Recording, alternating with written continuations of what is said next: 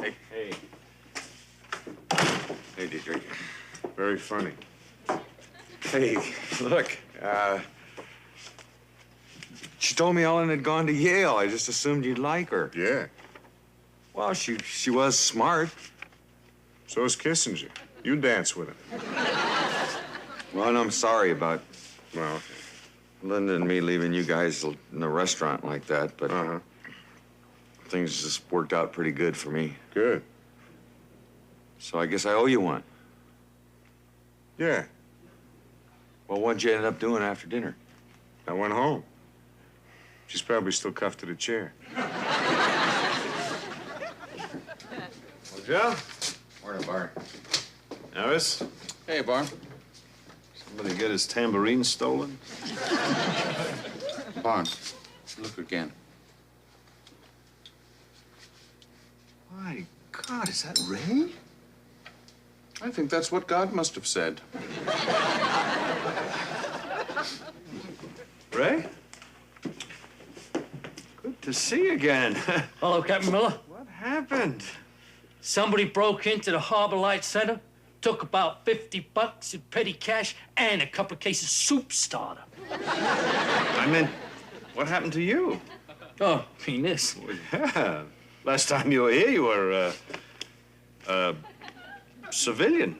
I was a bum, Right. but I'm not anymore. Good. Must say, you look very impressive. Of course, we're allowed to wear our regular clothes, too, you know. Oh. But all my regular clothes stink. Oh, Barn, I've got Ray looking through the mug books, see if he can spot anybody who was hanging around the mission. Fine. Yes, I'd just like to talk to the guy. I mean, maybe $50 don't seem like much, but, well, the Army has got a daycare center, and, well, $50 can put a hot lunch into the belly of 67 needy kids. Sorry, I get carried away sometimes. Sit down, Ray. I just spent $50 on dry cleaning. I'm afraid you'll have to learn to live with that. By the way, you guys are on your own this afternoon. I've got court. No kidding. Yeah, I gotta go testify in that Gorman case, remember? Oh, you mean that little $8 million cocaine bust that we made? The one that's getting all the publicity? That's the one. Were you in on that? I don't remember. Sure, you remember me. I was the guy with the mustache. And the shotgun, who planned and led the raid, which developed from a tip from my source of information. Oh, well. We skipped lunch. I'll be sure to mention that at the trial. Oh, Barn, we'll get that. 12th Precinct, Sergeant Harris. Yeah. All right, we're on our way. Barn, there's a disturbance at Le Beaumont restaurant over on Barrow. Yeah, you and Dietrich. Right. Arthur, got a disturbance at a restaurant. Right. Sounds like she got loose.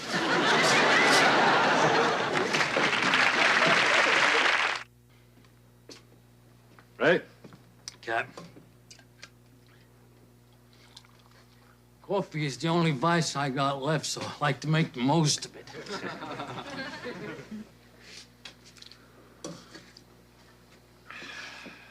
It's a sin, all right. It's funny. Dad'd kill him down at the post. Feel free to use it. Bless you. So I bet you're probably wondering what happened to the old Ray, right? Well, Barney, my story begins about a year ago.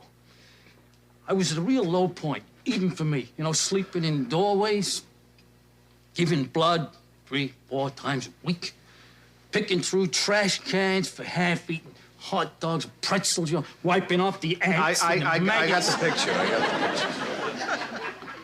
Then something incredible happened. I was going down an alley, jiggling doorknobs like I used to do.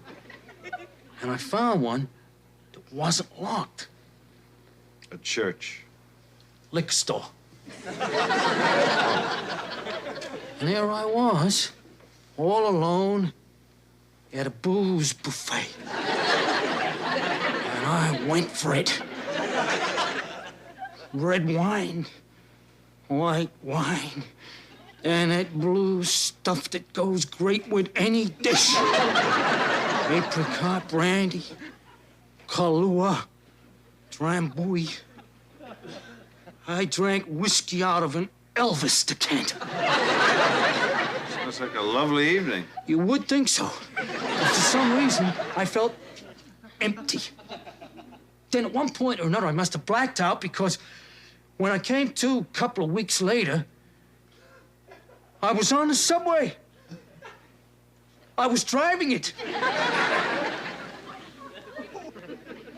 That's when I realized that my life lacked direction. Mr. Boughton, inside, please. All I wanted was an omelet. What do we got? This is Sidney Boughton. According to witnesses, he got into a shouting match with a few of the waiters at the restaurant, and then he started throwing some punches. A person can only take so much humiliation. Yeah.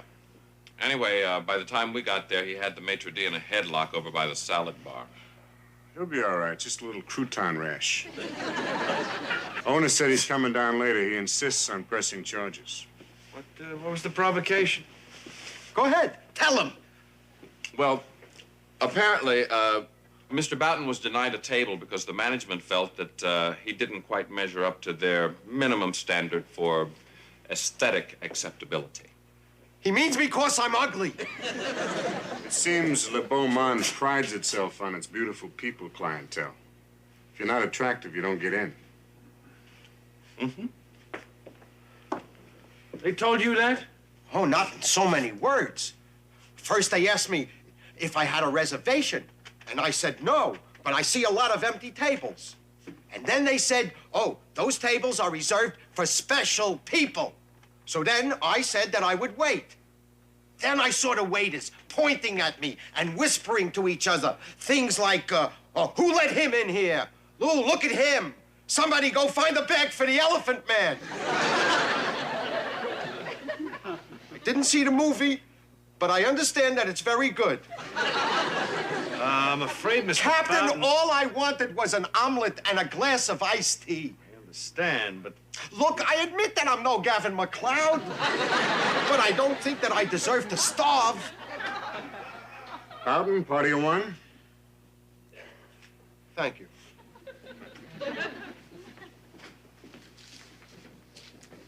Thought you were going to court. Yeah, right now.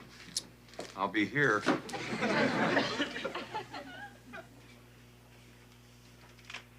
Are those cookies? No.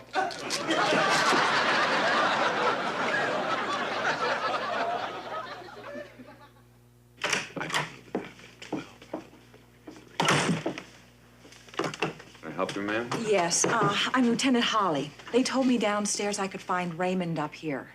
Yeah, I'm Sergeant Wojciechowicz. So is he here? Yeah, he's in the men's room. Oh, You want me to drag him out of there? no, I can wait. Why don't you help yourself to a cup of coffee? Thank you. Oh, excuse me. There's some cookies in the drawer there.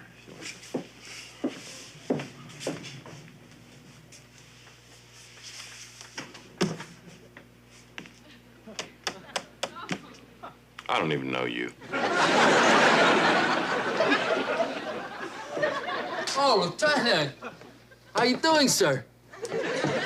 I received your message. What's going on? Nothing to worry about. I got the boys working on the case. Oh, Well, actually, it was Sergeant Harris who took the statement. This is the information, ma'am, if you'd like to look it over. oh, that won't be necessary, Sergeant. I'm sorry if we've inconvenienced you, but Raymond and I have decided not to pursue this matter any further. When we do that? You see, Sergeant, our policy is to deal with problems like this internally without involving outside authorities. Well, whatever you say. Thank you. Let's go, Raymond. Wait a minute, excuse me. You did get robbed, didn't you? Yes. And you don't want to do something about it? Not here. Why not? Sergeant, believe me, we're perfectly capable of handling these situations ourselves. You mean this has happened more than once? In the past month, we've had a dozen or so break-ins at various facilities, but the point is that we're in the business of helping people who do things like this. Well, have you caught anybody yet? No. Well, then how are you going to help him? That's a good point. Yeah, I know. All right, Lieutenant. We'll need to take a statement, so why don't you take a seat here at Sergeant Roger Howard's desk? I'll take that.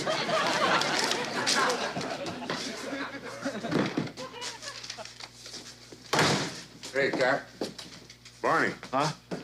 How'd it go in court? Oh, I gotta call Liz. I asked first. Warren, is everything okay? I got cited for contempt. Oh, yeah? I have to surrender to the officer of the court in 2 hours.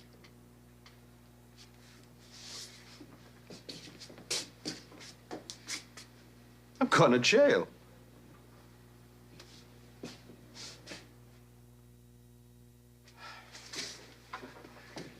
Anyway, the judge referred to me as an uncooperative witness. Why? Refused to name my source of information.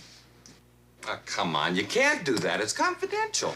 Yeah, we start putting a finger in our squealers, we might as well pack it in and go fishing. I love that kind of talk. All of that was covered in the judge's chambers. I also pointed out that revealing the man's identity was tantamount to signing his death warrant. And? His Honor felt that was irrelevant. He said the defense had a perfectly legitimate right to subpoena my informant, that I was jeopardizing a very important case based on some misguided code of ethics. So he hits you with contempt. He said a man as highly principled as myself might enjoy the martyrdom. It's not fair. Thank you, Wojo. Well, the way he's got it fixed, you got some sleazeball pusher out on the street while you're going to jail for trying to put him there. Why didn't we think of that? So what are you gonna do, Barn? Notify the department, contact my lawyer, buy a toothbrush, call Liz, tell her not to hold dinner. What's she making? I got no plans.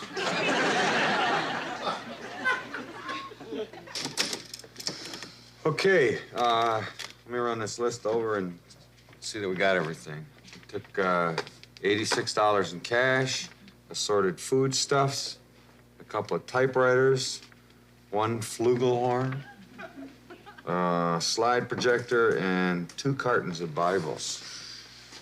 Right? Right. Okay, can you think of anything else?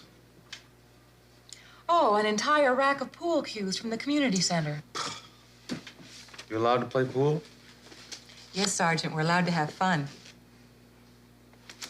I didn't know that. As long as it doesn't involve alcohol, tobacco, or drugs.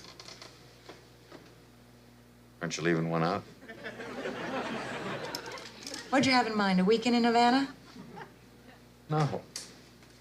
Why should I take you to Havana? I was making a joke. We can do that. I'm Sergeant Harris. Can I help you? Yes, I'm Matt Hagen, the owner. Le Beaumont. Somehow that doesn't surprise me. Anyway, I understand that you're holding the gentleman who clashed with our decor. Oh, yeah, Mr. Bowden. He's in the cage. It's a good idea. Hey, Mr. Boughton, Yes? I must say I'm quite displeased with your performance today in my restaurant. Huh? You left marks on a perfectly good waiter. I had to let him go.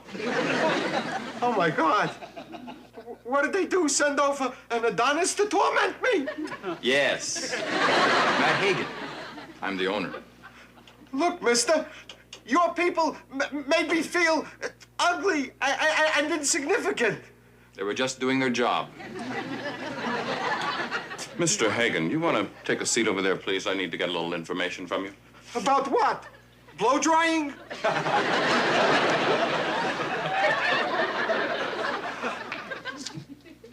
Can I do something for you? No. Just getting these reports together. If nothing else, jail might give me a chance to catch up on my paperwork.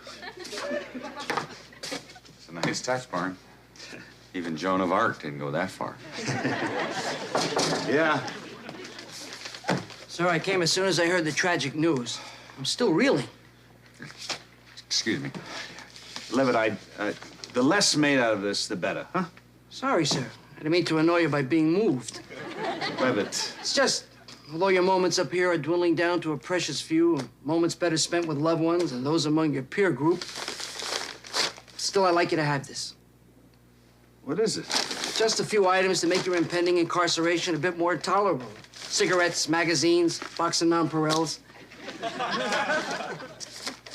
What's this for? Just so you don't lose it. I appreciate it. Barn, Yeah. you got a minute? Yeah? Gentleman's Quarterly's here to press charges. Okay. Thank you, Levitt. Mr. Hagen. Captain Miller. Captain, Hagen? you look familiar to me. Oh? Been to my restaurant? No, I don't believe I have. Well, you certainly qualify. That's very flattering, Mr. Hagen, but what about Mr. Boughton? Oh. He didn't. Sure, go ahead. Rub my face in my face. Look, Mr. Hagen, you really intend signing that complaint? Captain, that man ruined some very expensive cut crystal, not to mention dozens of appetites. Now, what other choice do I have? Well, considering your people probably provoked Mr. Boughton, based upon some rather subjective, if not questionable criteria, it might be the better part of wisdom just to let it slide. No. Sign a complaint. Sign it. Sign it. Maybe you could lock me up and keep me out of sight, but you can't run away from the mirror. Why would I want to? What heredity did to me, time is going to do to you. Oh, really? Mr. Boughton, you want to know something? Believe it or not, I'm 41. Surprised? No. He's just saying that for spite. I mean, just look, just not a wrinkle, not a bag. It's because I take care of myself. I eat right, I exercise, get plenty of sleep. I keep a picture of myself up in the attic. Is that a pimple?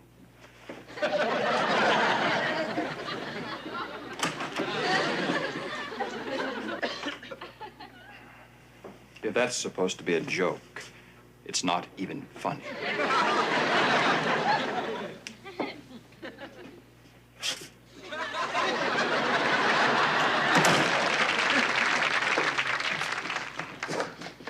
Well, guess I better be going. I don't want to be late for my first day in jail. Somebody to drive you down? No, I got a car out back. Besides, you guys still got this place to run, huh? Right. I got it. Of course, you're in charge during my absence. Oh, Barney, Hey, you're a senior officer. Yeah, Barn, but I mean, they're just the three of us now. Barn, we got a disturbance over in Canal. You and Dietrich. I'll adapt. Look, if you need me for anything, you know where I'll be. Sure, Bar. Take it easy. Okay. See you soon. All right. Hey, take care of yourself. Okay. Barney, I'd just like to give you some advice. Yeah? Tell them you keep kosher. You'll eat better. Thanks, Ray.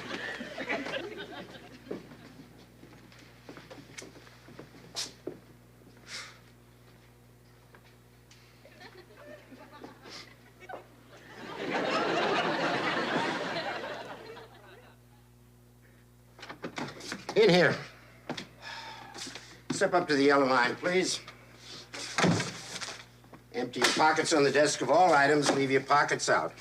Remove your tie, remove your belt, remove the laces from your shoes. Personal effects surrendered are as follows.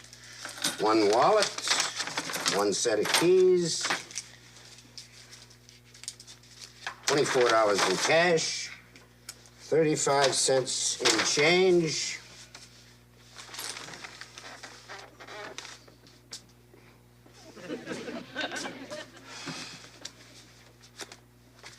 You can keep the papers, we'll keep the pen. Glasses, okay.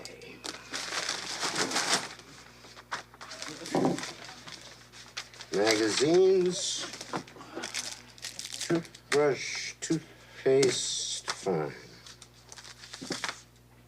Got soap here. Oh, no kill for these.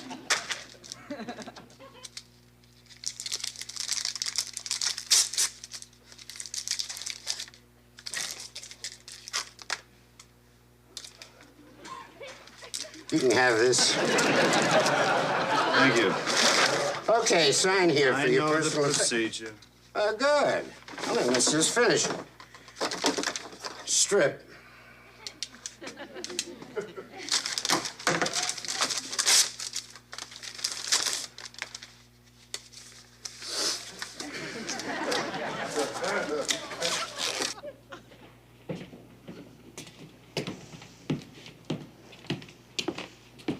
Hey, good looking.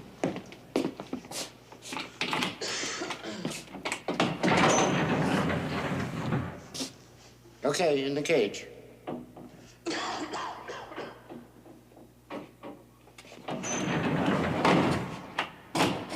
Have a pleasant evening.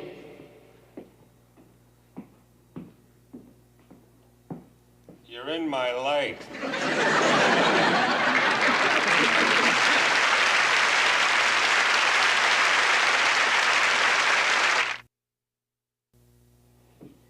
What time they serve breakfast around here? Sooner or later. Thank you. Guy before you always gave me his milk. Okay, I just need a little for coffee. We'll talk about it later, okay?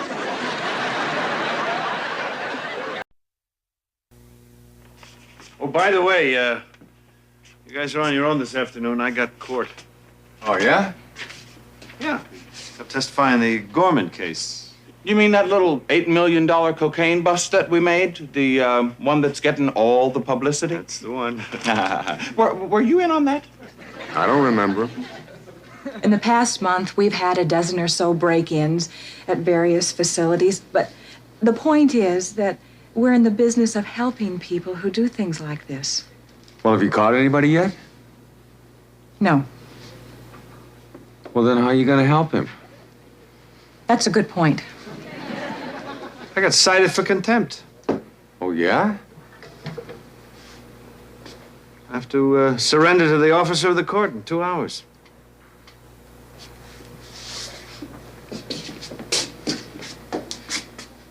I'm going to jail. Anyway, the judge referred to me as an uncooperative witness. Why? Refused to name my source of information. Of course, you can't do that. I mean, it's confidential. Yeah, we start putting a finger in our squealers, we might as well pack it in and go fish. I love that kind of talk. Of course, you're in charge during my absence. Oh, Barney, I'm Hey, not. you're senior officer. Yeah, Barn, but I mean, they're just the three of us now. Barn, we got a disturbance over in Canal. You and Dietrich.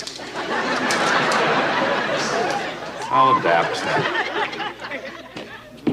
Hey, good looking.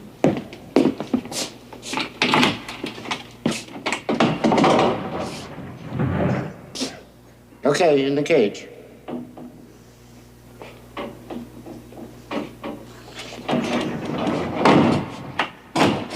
Have a pleasant evening.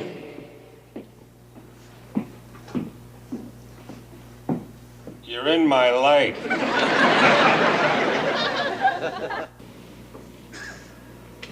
Kick it.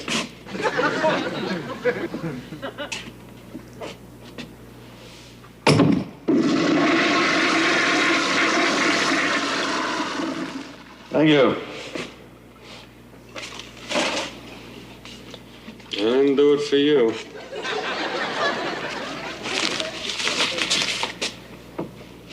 Look, I don't know how long I'll be in here. I don't know how long you will. But, I'm Barney.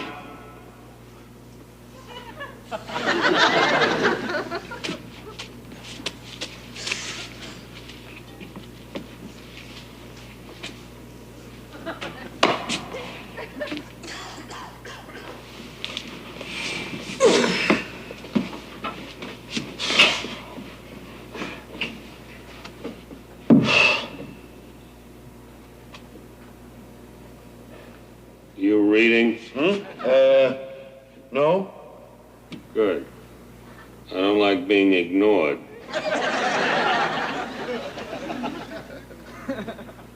So, when do they serve breakfast around here? Sooner or later. Thank you. The guy before you always used to give me his milk. Okay, I just need a little for the coffee. We'll talk about it later, huh?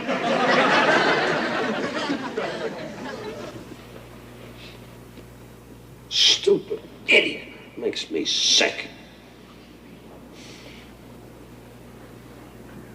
So, they were all waiting for me. I walked right into it, made it easy for everybody. Especially for her. Her and that damn poodle. They used to be fine hunting dogs, you know that? Loved water, proud, independent. Then they made them small. Gets you a little angry, huh? Yeah, I know what you mean. Good. Then explain it.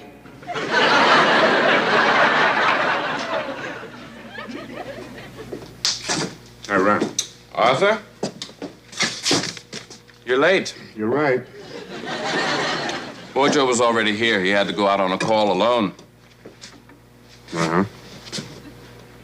Look, Arthur, I realize it's not that big a deal. It's just that I think we all want to keep the squad room running as smoothly as possible. So as long as I've been put in charge, I think I'm entitled to the same respect you'd give to Barney. Sure. Good. Oh, how you coming with those quarterly crime statistics? Threw 'em in the garbage. Okay.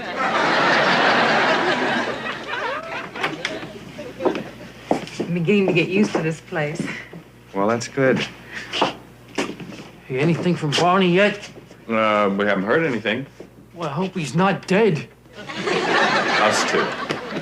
What do we got? Well, they got hit again. Last night, some creep kicked in the back door of the thrift shop. Oh, wonderful. That's what Barney always says. Well, he doesn't own it. Sergeant, I made a quick inventory while we were there. I'm afraid they made off with over $500 worth of hockable merchandise. They took my Motorola. It was the first radio I fixed as a recovering alcoholic on the work therapy program. It only got one station. All news in Korean. But to me, anyway, it was special. Don't worry about it, Raymond. We'll find it. What are we gonna do? Hey, maybe we should try going undercover. Oh, yeah? Sure. We could put you in one of them get-ups. You could circulate, move around the various facilities, and see what you can find out. This is not a get-up. Huh? This is a uniform of a Salvationist, Sergeant, a religious garment. not a Halloween costume. And Well, regardless, I can't sanction it being used in the manner that you've suggested. Okay, it's okay. It's okay. It's okay. Melinda, he just didn't know. You know, it's his first day in charge. I understand. Look, let's fill out the report, and then I'll go back down there and just mingle around a little bit. Dress like this. That'd be fine. Is that all right with you? Oh, fine, fine.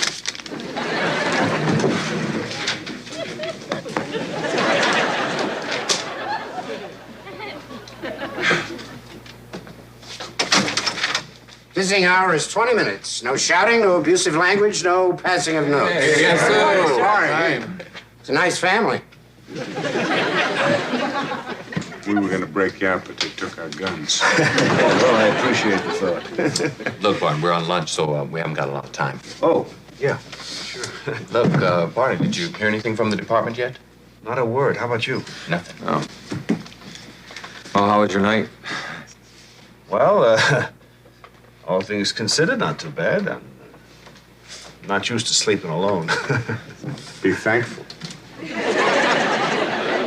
So, Barney, when do you go back to court? This afternoon. You get a lawyer yet? Liz is out shopping for one right now. Look, the one who's suing me is quite good. So,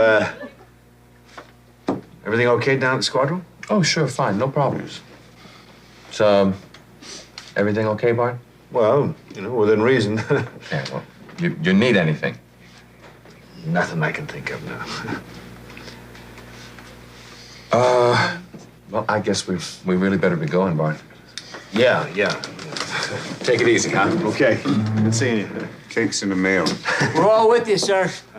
What's that? It's the yellow ribbons. I had one left over. I figured, the hell, you're worth it. Thank you, man. Have a good day one, sir. Let's go. Yeah, look, I'll catch up with you in a minute, all right? Oh, yeah, sure. See you, Barney. Boy, I'm fine. I'm really fine. This is about me. Oh. And Lieutenant Holly?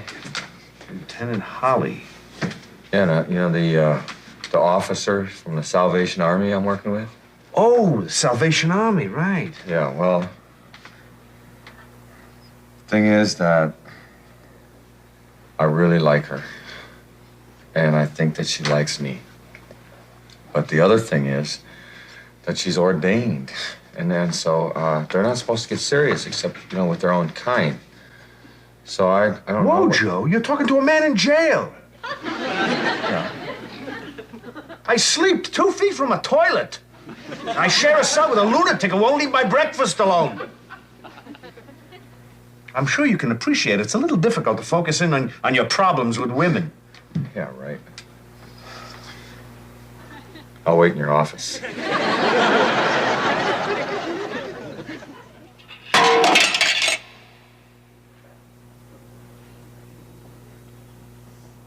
Finished dinner?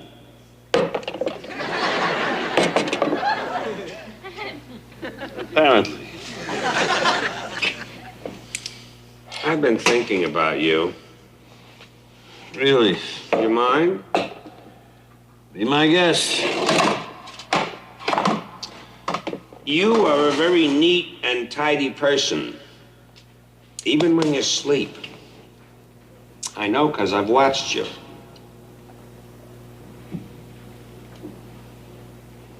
So, you follow sports much? She did. Oh. She loved hockey. The physical contact and violence excited her. Really? You a hockey fan, Barney? I go to an occasional Ranger game, yeah. You must have seen her. I really wouldn't know. Sure you would. She was the blonde in the black dress with a slit up the side. I'd have to think. She knew the effect it had on men, and I guess you were no different. Pardon me? First, a little small talk, eh, Barney? then a couple of drinks at the club level, then back to the Plaza Hotel, or maybe you suggested the Pierre. Less conspicuous, I agree. Listen, the hotel room, champagne on ice, and then you made love. Her flesh intermingling with yours. And then you paused once in a while so that you could share a laugh at my expense. Finally, when the sun came up, you both went your separate ways. Look. And now, they have put you in the same cell with me. Can you imagine the odds in a thing like that?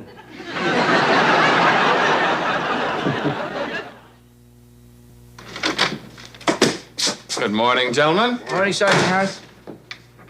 Is, Wojo not back? Haven't seen him. What you got, Levin? It's another article on the captain's plight. Oh. They seem to be getting smaller. This was on page 14 of the food section. That's the way it always is. First day, it's big news. A couple of days go by, people lose interest. Yeah. You got the sports? Hey, guys. Any luck, Wood? Well, spent half the night at the Harbor Light Center, and then staked out that other thrift shop, and nothing happened. Well, give it another shot tonight, huh? All right. How's Barney? I'm sure he's fine. Well, didn't you talk to him yesterday? I thought you would. No, I've been on his detail. I went away for the weekend. I wrote him a letter. Go Precinct Levitt. Yeah, let's go see him tomorrow. Yeah, sure. Alarm just went off at the Salvation Army Senior Center on Houston. Ah, you and Woj.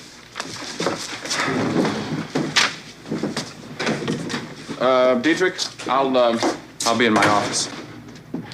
Got these crime statistics for you. Hey, thank you, Arthur. Could have typed them. Could have had him framed. You decide. Hey. What? You got any more of that candy left? It's mine. You had enough.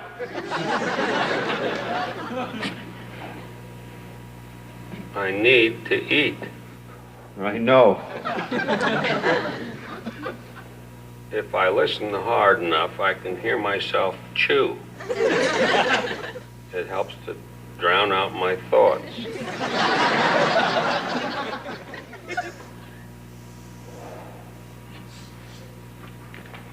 All right.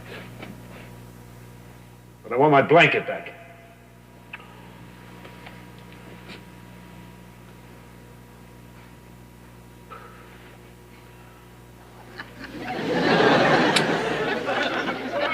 How's it going? Hi, guys.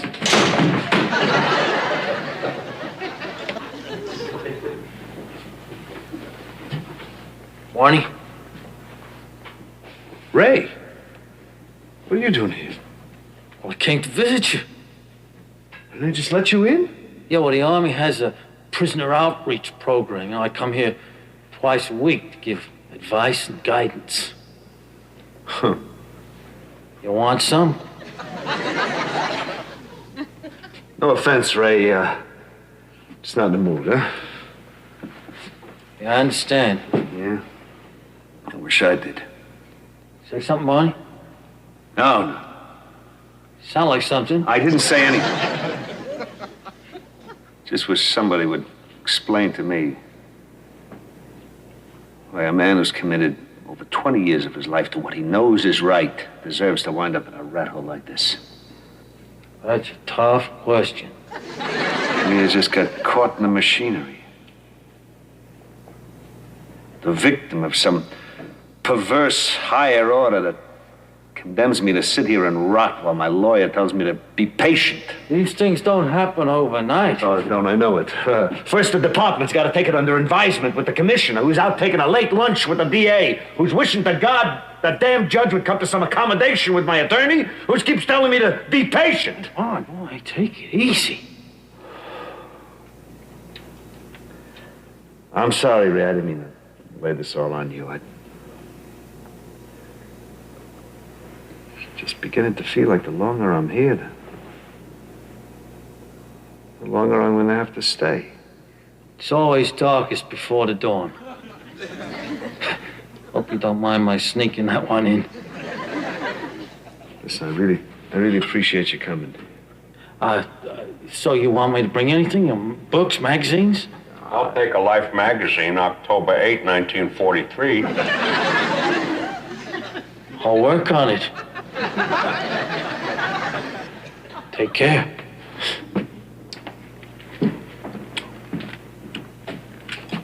I was on the cover. Let's go, Miller. Judge wants to see you. I saw him this morning. And you're gonna see him again. Come on. Barney, where are you going? The court. I suppose that makes you something special. Hey, why don't you shut your big fat mouth? I thought we were friends. We are. Then why did you destroy my marriage?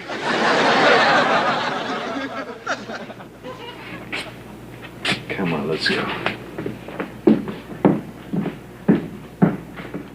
Good luck. Inside, Duncan. What, no movie this time? Why, you want to see stars? Oh, clever. So, what do we got here? Arthur Duncan.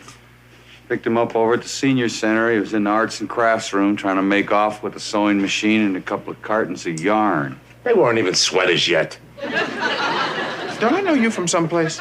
Maybe. I used to play the accordion. Sergeant Harris, if you recall, Mr. Duncan was previously arrested by Sergeant Wojciechowicz and myself for assaulting the handicapped. Oh, sure. You were the guy who went around mugging blind people in wheelchairs, right? Thanks for remembering. And on the way down, he confessed to the other Salvation Army break-ins. Why not? All they ever got there was junk. I gave most of it to Goodwill. Goodwill. Levitt, book him. Over here, Duncan. You got him? Yeah, we did. And you're just in time to sign a complaint. No, thank you. I'll just take him with me. You still saying that you don't want to press charges? No. Not if Mr. Arthur Duncan. Mr. Duncan agrees to go down to the center for a chat. I have no plans. Look, Melinda, this guy isn't worth it. He's got priors as long as your arm. He's gonna take off the minute you hit the street. I don't think he will. I give you my word.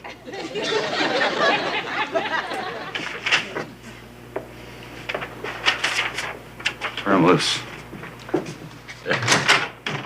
Oh, you're up. Hey, Barney. Welcome back, sir. Hey, Bud, how are you? Hey, where you been? Just dropped by to let you guys know I was released. Well, we were gonna come down and see you tomorrow. Saved you a trip. What happened? Did you give them a name? No. No, I knew that.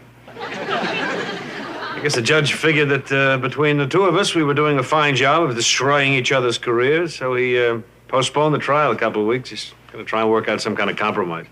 Sorry, you feel okay? Yeah, just gonna clean up and head on home. I'm ready whenever you are. Raymond, would you cede to Mr. Duncan, and I'll join you later? Okay, Arthur. We're going to the center now. Oh. Where do you guys keep your donuts? I looked all over for them. That's the USO. Oh, wrong army. Yeah. Yeah. You know, it's a waste of time trying to convert that guy.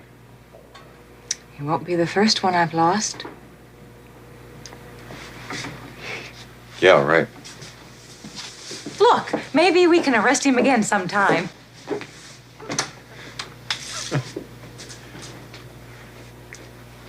You know, I'm usually not attracted to women like you. Oh. I mean, that that usually I don't know why, but I seem to gravitate toward the types who are less upright. You know, you weren't ever a hooker, were you?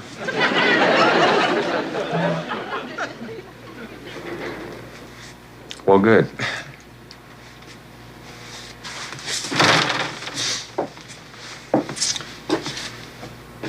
Goodbye. Bye.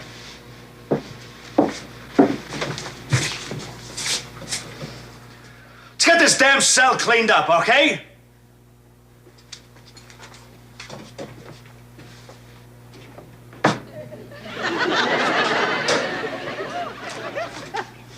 Alice? Barney? I was just enjoying the last few moments of power. Anticipating a lengthy stay? No, I just brought in a couple of things, thought I would personalize it a little.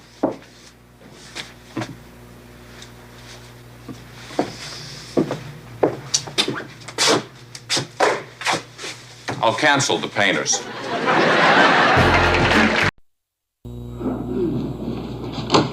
Hey, Ron. Hey, Oliver. Hi, Dietrich. Hey, Carl.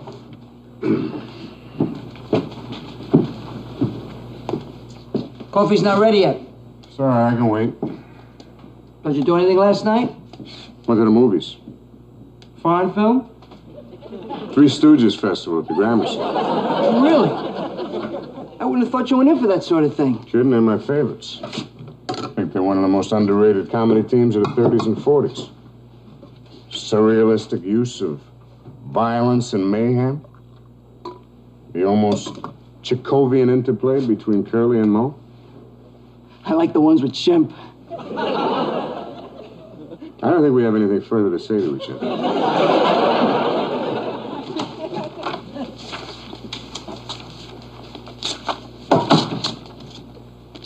Can I help you? I want to report kidnapping. Okay, I'm Sergeant Wojciechowicz.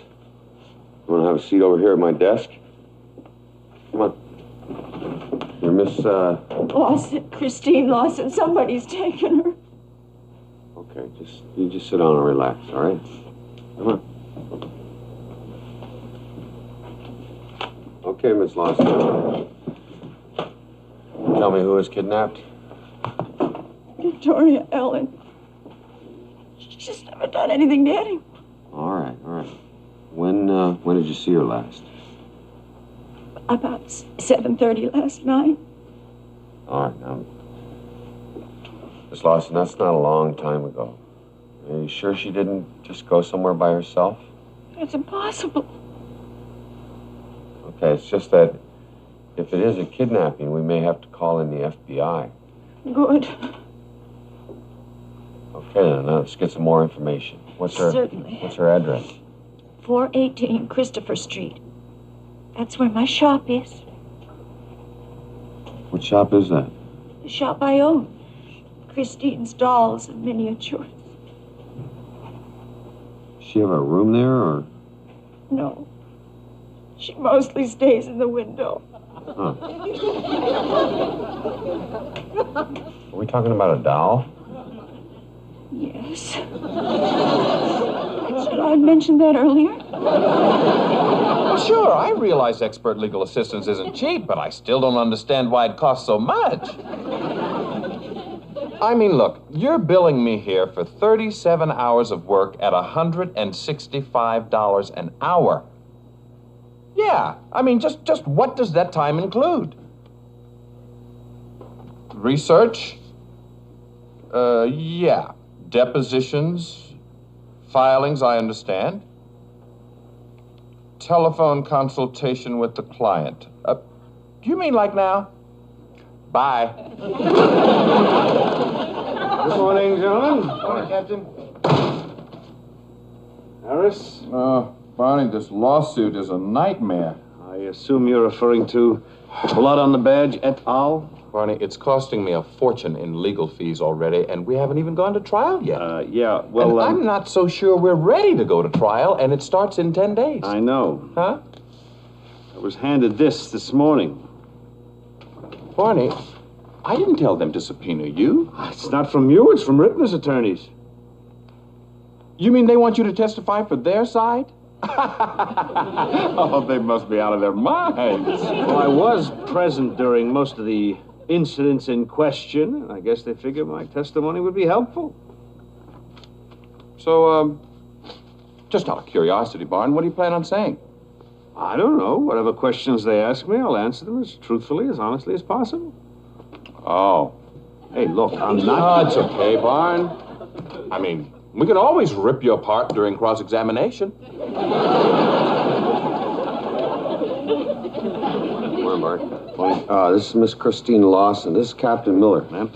Miss Lawson owns a doll shop over on Christopher, and somebody broke in last night and stole one of her dolls. You ransacked her house and rummaged through her personal things. Apparently it's worth about $5,000. 5,000? I take it this is an antique. She'll be 136 in April. I see. She originally belonged to Gustav, Crown Prince of Bavaria. He never married. Well, Miss Lawson, I assure you we'll do everything we can to retrieve her. Harris, you and Roger want to check it out? I just hope they don't mistreat her. She's not used to being touched by strange people. Let's keep a good thought. Captain, we had a disturbance on Broadway. All right, you and... Chef. Never let you forget.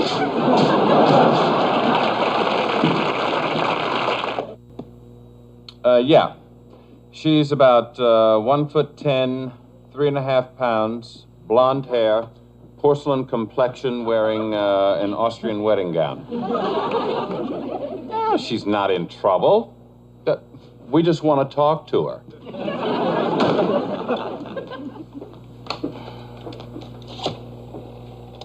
You know, it's not just the $5,000 it would cost to replace her that concerns me.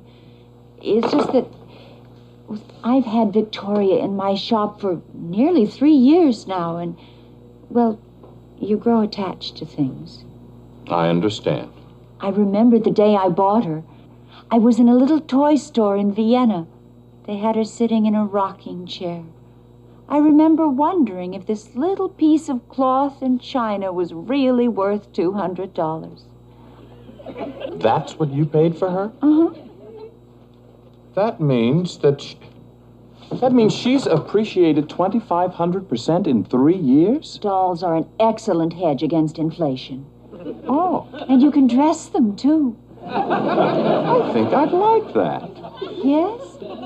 Well, I mean, I think I might be interested in adopting one or two. You'd give them a good home? Oh, I've got a safe deposit box just waiting for them. Pardon me.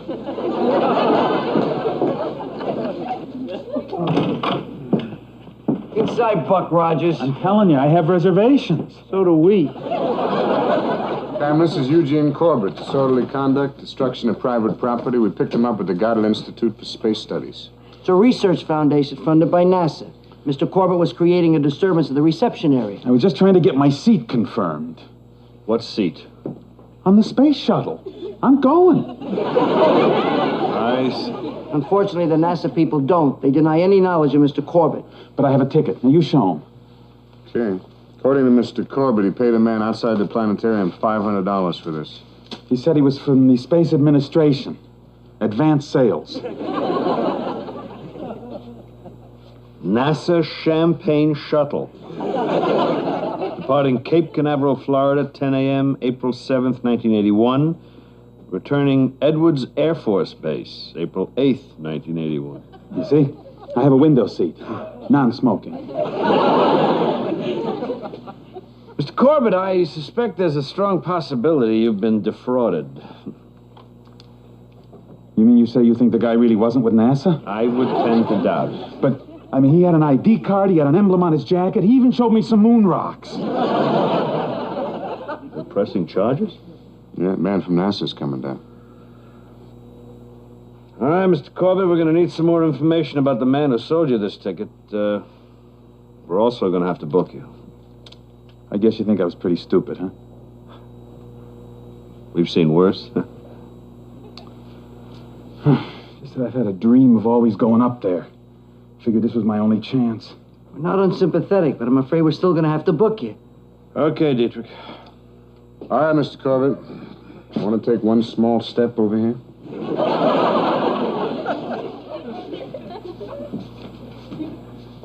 It's a sucker born every minute, eh, sir? I'm afraid so.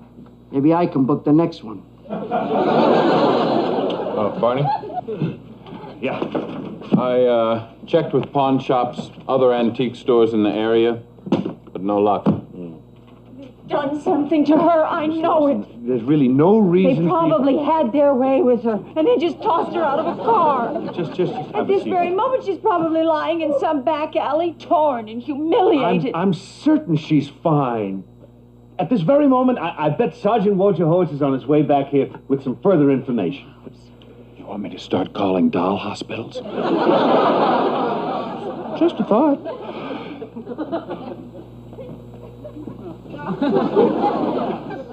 It's coffee. We're all out of tang. Oh, that's all right. I go through a jar pretty fast myself. What's your business address? 14th Street and Park. Siegel's department store. I'm an optician. I've got my own booth right between Keys While You Wait and the immigration attorneys. What's your home address? 916 West 25th Street, Terrace View Apartments. You know, nobody cares about space anymore. Huh? Remember how it used to be? When Shepard first went up? And then Glenn? Oh, how we used to huddle around the TV sets, holding our breath during liftoff, waiting for that crackling voice from space to tell us everything was all right. What's your apartment number? A. Okay. It's like old times, huh? Good afternoon, gentlemen. Huh? Luke?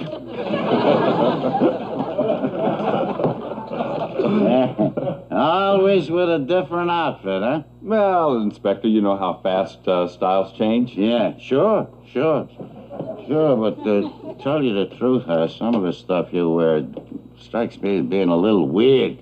You know, with the collars turned up, a purple shirt with... I like this. You do? Sure. That's the kind of thing I'd pick out. Oh, please. Oh, really? All right, Barney. What brings you down? Business or just a social call? Social call? Barney, I'm on duty. The taxpayers pay me to protect their interests, not to make a social visit. Of course. It's, personal. Oh. There's a difference, Barney. Harris, Barn? What do you got? Well, this was delivered a half an hour ago to Miss Lawson's doll shop. What is it? Ransom note. Oh, my God. We have your doll. If you want to see her again in one piece, put $5,000 in this box. Follow the enclosed instructions. We're not kidding the kidnappers. I also put in a lock of her hair and one of her shoes. This is really silly.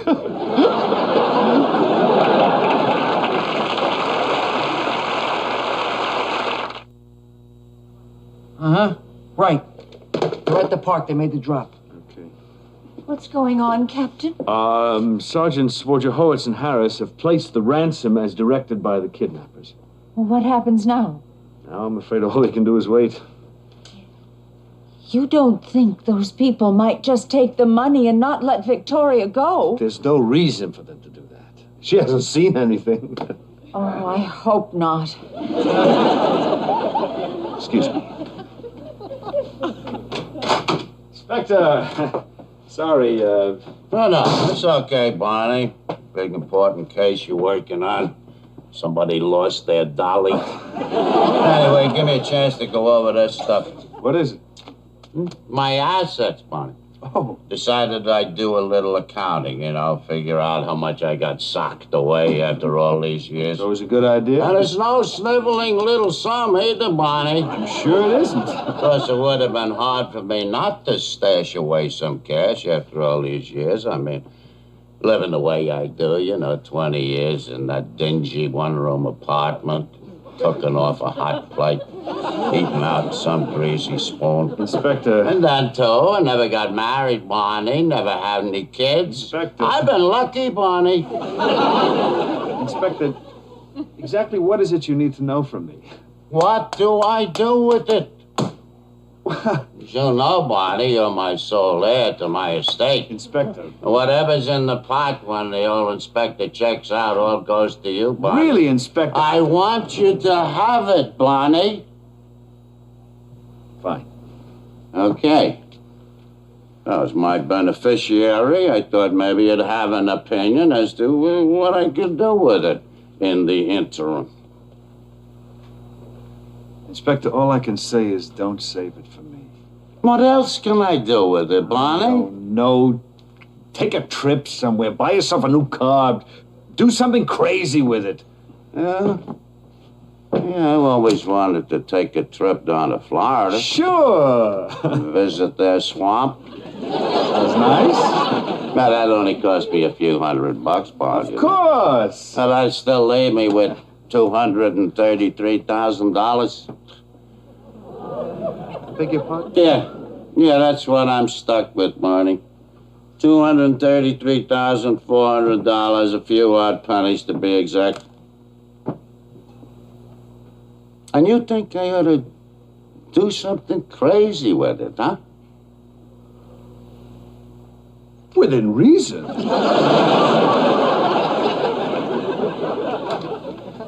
Oh, excuse me. Alvin Swift, Space Shuttle Public Relations. Sergeant Dietrich, I guess you're here to see Mr. Corbett? Yes. I would like to take care of this as soon as possible. I'm running a little behind schedule. No kid. Yes, but I'm still a bit unclear as to all the details.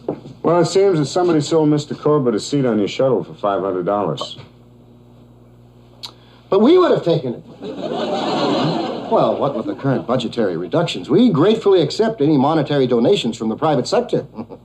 Want to have a seat over here? As a matter of fact, a scout group in Nebraska is raising money to help pay for the Viking project. I gave it to Kate. Oh, sure. All right, come on. Get inside here, Montoya. I trusted you guys. Well, that was stupid. Where's Victoria? Victoria's coming. Is she all okay? Hey, I didn't touch her. Barn, this is Joseph Montoya. He's our kidnappers. We staked out the garbage can. After about a half hour, Montoya pedaled up on his bicycle and grabbed the box. He didn't even look inside. So we just followed him back to his apartment and got the doll. Hey, the deal was you give me the money, I give you the doll. We had an agreement. So? Well, so it ain't fair. Hey, put yourself in my shoes for a second, man. They got her sitting up there in that window. The card says she's worth $5,000. I mean, I figure I could fence her for $2,000 easy, right? Wrong. Every place I take her, they make fun of me. What's your dolly's name? Does she have a friend for me? It was humiliating. So you decided to ransom her instead? Huh? They do it with pets. Montoya, do you want to just take a seat over there, please? Yeah, sure thing. I'm just glad to get her out of my sight. Yeah.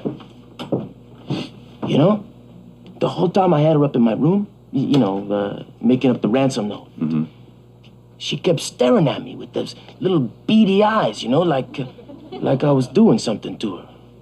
Like she was human. Man, look, don't worry about it. You don't have to see her again until she testifies at the trial. That ain't funny. Miss Lawson will notify you as to your court date. That's fine. Thank you so much. Unfortunately, I'm afraid Victoria's going to have to stay here. Just till the trial. She's evidence now. But she's been through so much already. Believe me, she'll be fine. Well, you are going to keep her here with you. Oh, of course. We have a room right upstairs, a property room. Oh. But we'll look in on her from time to time. Thank you.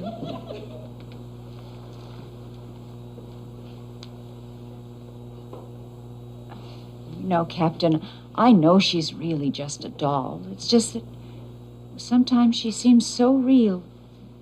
You forget. I understand. Oh, and when are visiting hours? Anytime. Thank you. Captain, this is Mr. Swift from NASA. This is Captain Miller. Thank you, Mr. Swift. Sir, I really would like to get on with this. I've already canceled one appointment and moved back another. Oh, certainly. Taggart. Look, Mr. Swift, I assume Sergeant Dietrich has pointed out the extenuating circumstances in this case? Well, yes. Now, we don't like to pursue this, but Mr. Corbett did break one of our shuttle models, costing over $75, and we just don't have the money to replace them. I'll pay for it. Oh. Well, it might come close to $100. Fine. Is that a deal? Sure. Dietrich, turn him loose. I'll give you all the money you want for your shuttle. I just want it to come along, huh? Well, Mr. Corbett, we certainly will take your money, but I'm afraid no passenger flights are, as of yet, scheduled. Although, they are envisioned by the end of this decade. I can't wait that long. Oh, well, I'm sorry. Although, they are looking for mission specialists. Yeah? Yes, now that requires no pilot status. You just have to have some kind of necessary skill. Do you have any of those? No, I'm just an optician. An optician? Really? Yeah, I have a degree and a booth at Siegel's. Well, now, it just so happens we are sending up a space telescope in '84. And we are looking for a few good opticians. You're kidding. Of course, you'd have to apply to the necessary agencies. But if you have the right qualifications, who knows? A couple of years, you may be in orbit, Mr. Corbett. I'll do that. Good luck, good luck. Thank you. And as they say on the Cape, all systems are go, so I will. All right, Mr. Corbett. Time to sign for your valuables. Oh, thank you. I can't believe I'm really going. I know. Wish me luck, huh? Good luck. All right, here you go. And listen, don't worry about the tiles. What tiles? The heat protective tiles that cover the shuttle. During test flights, there was a problem with them falling off. Yeah? And of course, the loss of even a few critically placed tiles during the actual flight could cause the interior of the shuttle to be exposed to temperatures of 2,800 degrees during re-entry. And I burn easily. Wear a hat. Thank you. Sir, could I take Miss Vicky now? No. I'm gonna bring her up to the property room. I can't understand how somebody would pay $5,000 for this. People do strange things with their money. Barney? Yes, sir.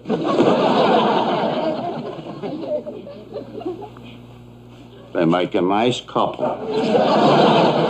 I think I'll be shoving out, Barney. Okay, Inspector. Oh, listen, what we were talking about in there, you know, I think I'll just leave all that dough sitting there. Compounding daily for you, so... Inspector. When the old inspector cashes in the chips... Inspector, there's no reason to talk like this. You're going to be around for a long time. Ah, good one. I might even go before you. Maybe we'll go together, Barney. Just kidding, Barney. Now, listen, just because I got all that money that you're going to be getting, I don't want it to alter our relationship. Believe Barney. me, it won't. I don't want you to feel you're going to have to start being nice to me. You understand? If I get on your nerves, you just tell me off. If I get out of line, just kick me out. Just don't poison me, Barney. Get out, Inspector. That's it, Barney. Yeah. So long, kiddo. So, does he give you the verdict right away, or does he screw around first? I see. Well, yeah, I mean, I think we got a good chance, too, but still, should I be preparing myself for the worst? No, I wasn't referring to your bill. Yeah, right. I'll see you at 12.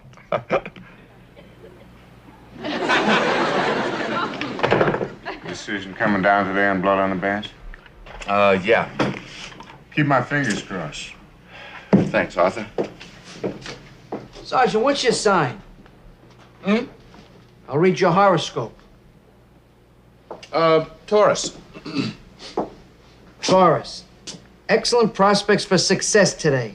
Look for a happy conclusion to a personal problem. Avoid court. I was just kidding. No, it doesn't really say that. Morning, gentlemen. Morning, Barn. Today's a big day, huh? Well, yeah, I got to be in court at 12, but I expect to be back by 2. Listen, I hope everything goes well. Thanks, Barn. I'm feeling pretty good about the case. I mean, you know, Ripner had some good arguments, but I think we did a pretty good job of discrediting his witnesses.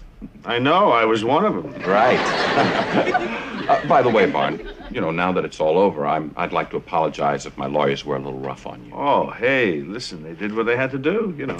Right. Of course, I do think that bringing up my prison record was a bit uncalled for. Yeah, and we were just establishing character.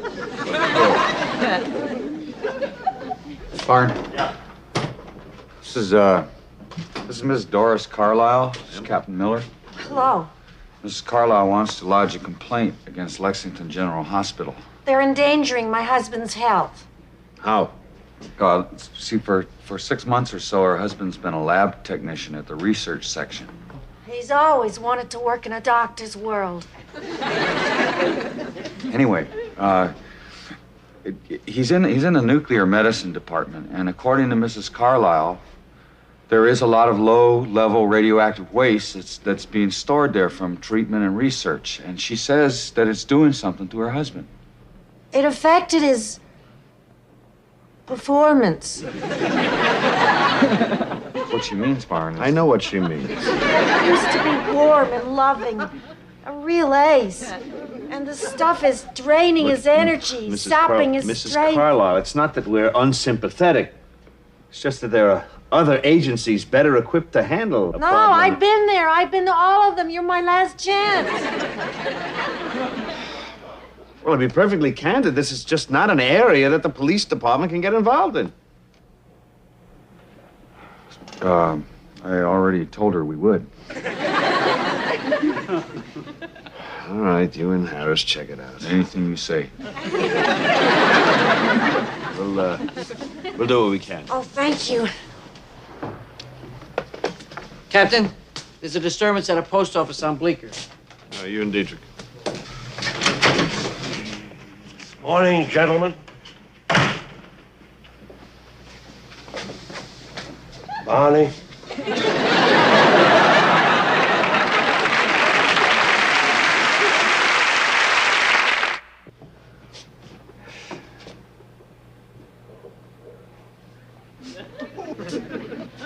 It is as horrible as I remember.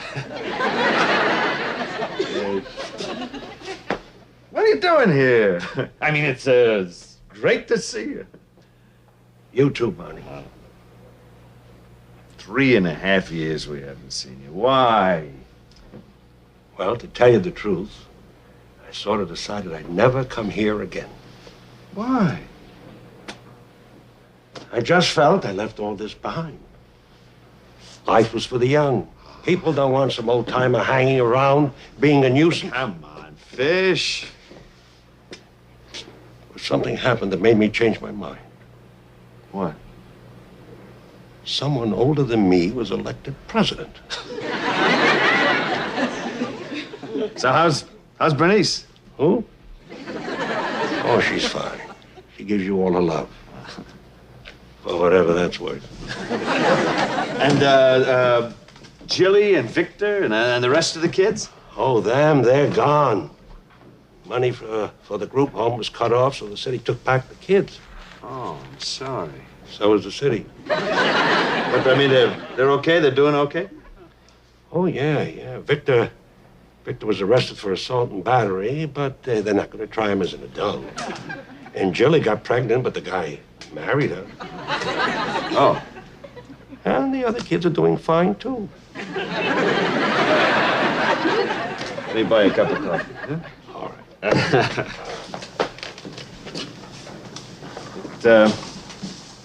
It's not as bad as Nick's, but we're working on it.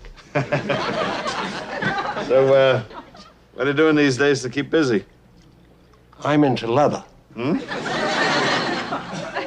Denise made me take a course in leather crafts at Brooklyn College. Said it would do me good to get out and meet new people. Right. So now I sit in my room and make wallets.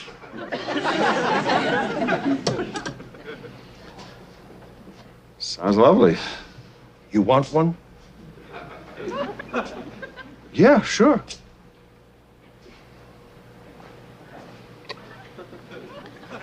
Listen, if I'm keeping you from something... No.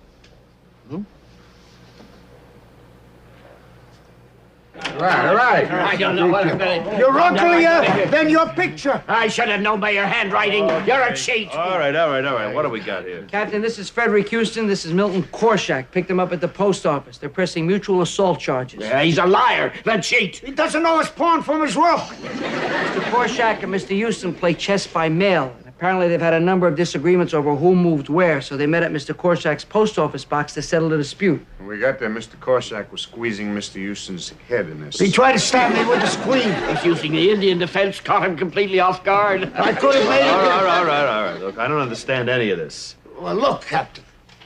I had just moved my knight to Queen 6, thus creating a juggernaut from which no one could escape. Until I moved my master stroke of putting Queen Bishop to Knight 3, thus putting his king in check. In check? I never got that move. According to Mr. Houston, his check is in the mail. Like I said, it's mutual assault. You two are still intent on pressing charges? Book 'em. All right, Mr. Korshak. Let's check it over there. Okay, Mr. Houston, move your king's rook to seat 3. What? Just sit down.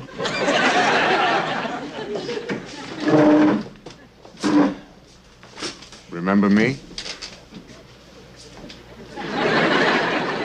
So you enjoying your retirement? No, Uh-huh. but I accept it. I mean, you can't stop the years from taking their toll.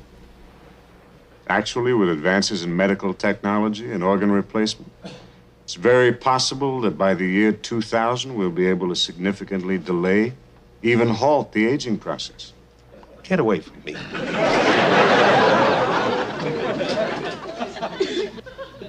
Do you work here? I used to. I'm retired. You remind me of my husband. I'm sorry. He's retired, too. Been shopping, have we? Why do you say that? Well, you have a shopping bag. I was a cop for 35 years, so I'm pretty good at putting things together. Oh, I see. Excuse me. Sometimes extraordinary situations call for extraordinary measures, don't you think so? Yes. I mean, a person has to do what a person has to do, right? I agree with you completely.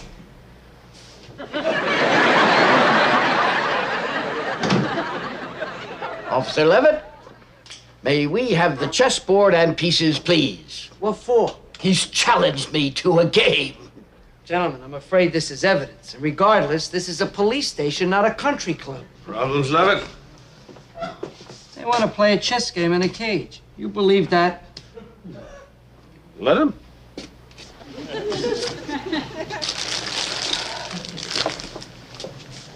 Glad to see you're getting a break. What happened?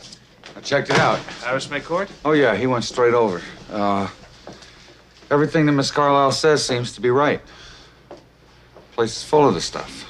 And they got a basement that just crammed with barrels marked radioactive. What'd they say about it? Well, I talked to the hospital administrator. That's that Mr. Giles. He said that there's no danger from it. But at the same time, there's no disposal site willing to take the stuff right now. And then the federal law requires that they store it on the site at the hospital until disposal can be arranged. When is that going to be? They don't know. That's what they told me. Mrs. Carlyle, thank you for bringing this to our attention. Well, what are you going to do about it? I'm afraid nothing. Nothing? That's what I thought you'd end up saying. Well, I'm terribly sorry, but... You did what you could. Well, there doesn't seem to be any laws broken. As I said before, this is not in our jurisdiction. However, I'll see to it that a copy of the report that Sergeant Wojciechowicz... What is that? An explosive device. I want that radioactive waste moved out of the hospital in 2 hours or I'm going to blow us up. You guys didn't have to do this for me.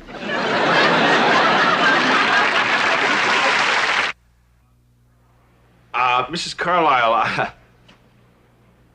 I don't know exactly what it is you're doing, but this isn't the way to do it. I want that stuff moved. And so do we.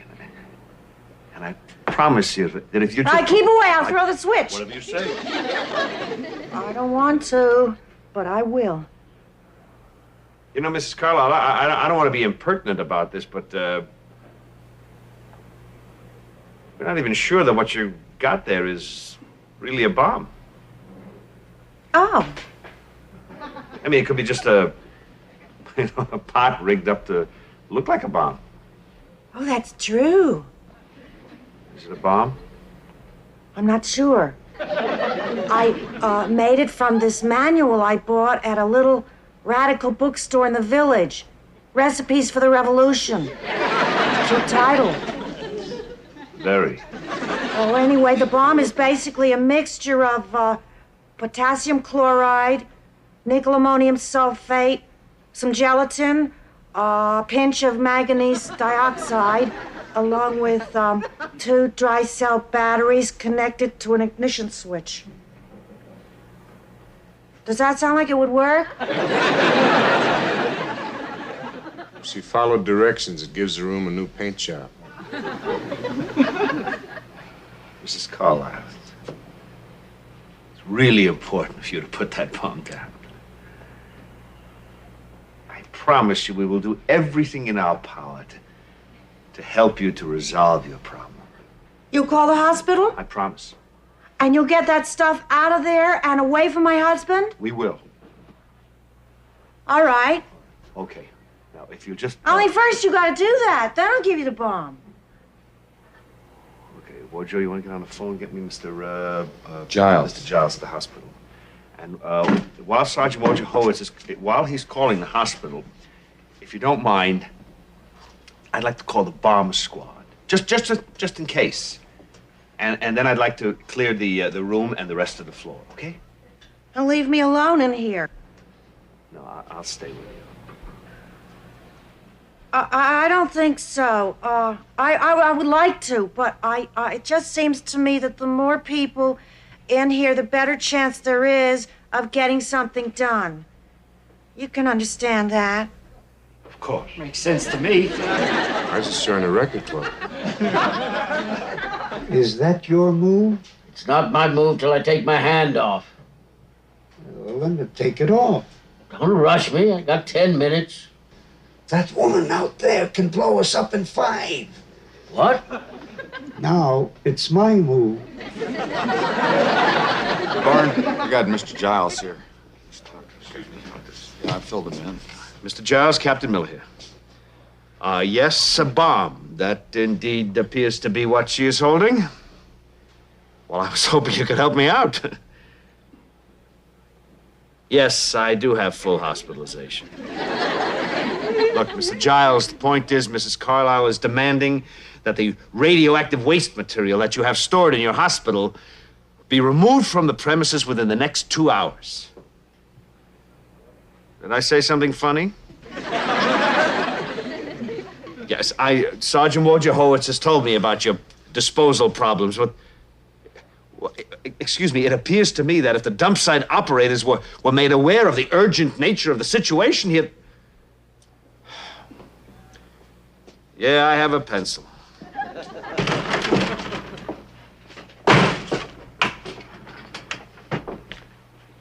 I don't want to talk about it.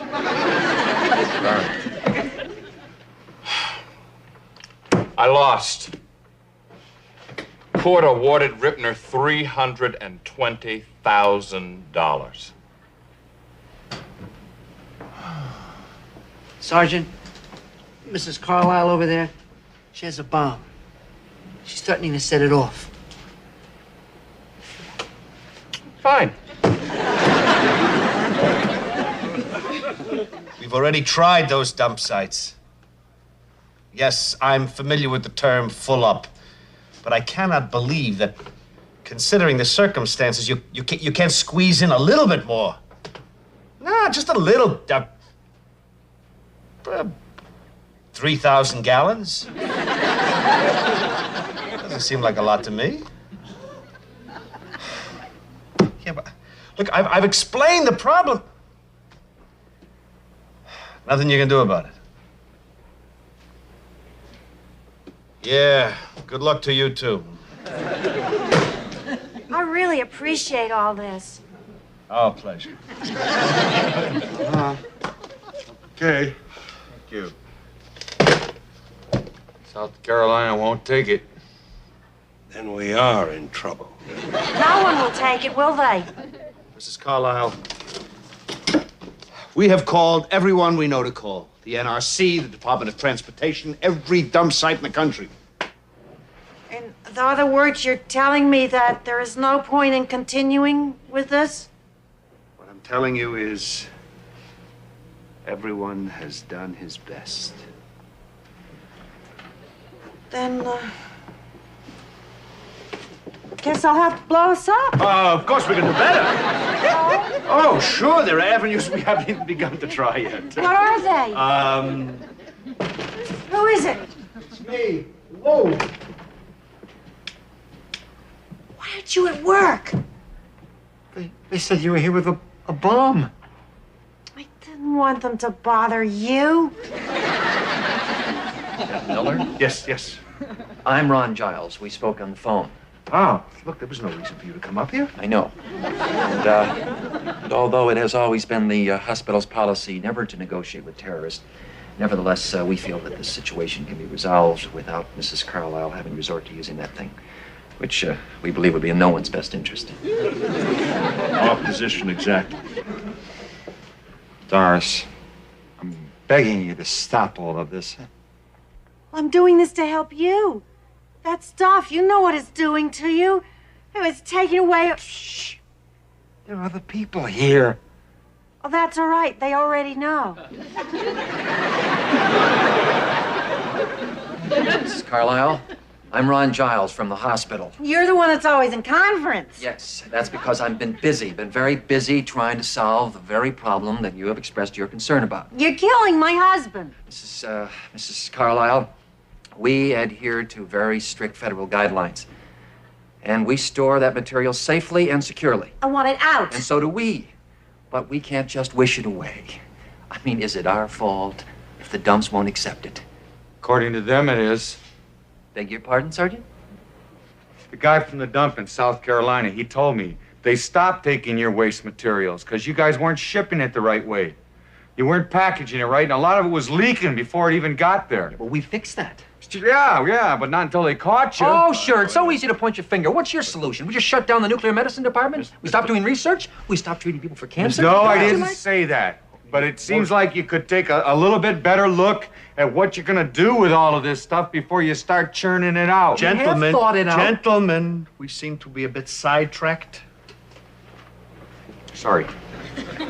We'll talk later. Hopefully. Believe me, Doris. The trouble I'm having has nothing to do with the job or radioactive waste. It must. For a man to go from being strong and virile to weak and incapable has to have something to do with that stuff. Not necessarily.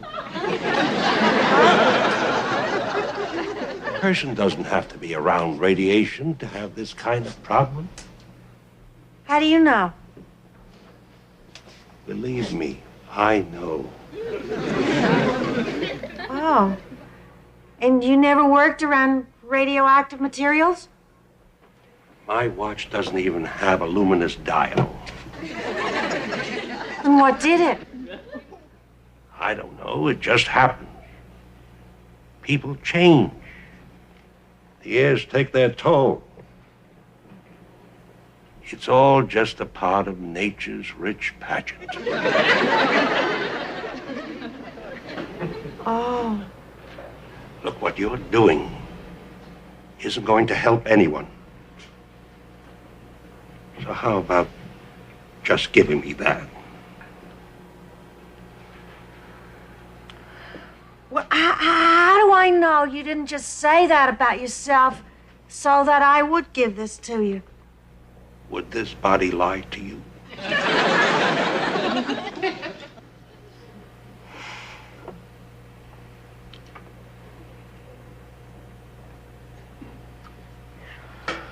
Someone take this, please. Got it.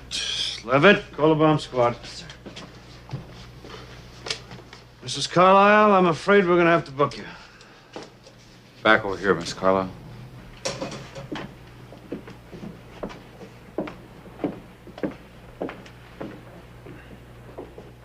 Well, I knew we could work that out. Thank you for your cooperation, Mr. Giles. My pleasure. Guess I'll be going? Oh, hey, there's still all that stuff at the hospital. What about it? We plan to move it, Sergeant. Eventually. Okay, and then you and then everybody else will go on making more and more. And eventually, you're gonna run out of places to put it, right? That is a problem that we're trying to solve. And there are a number of long-range solutions. Oh, yeah? Yeah.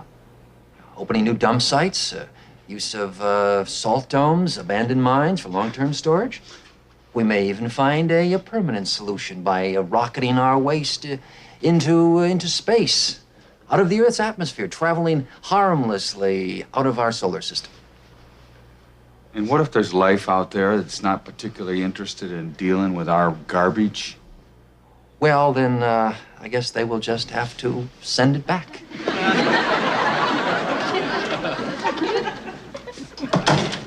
Well, I'll be heading home, Barney. Fish. I'll leave the paperwork to you boys. Thanks for reminding us how it's supposed to be done. Sure. Well, it's been nice seeing everyone. Take care of yourself, Fish. Give my love to Bernice. Haven't you been listening?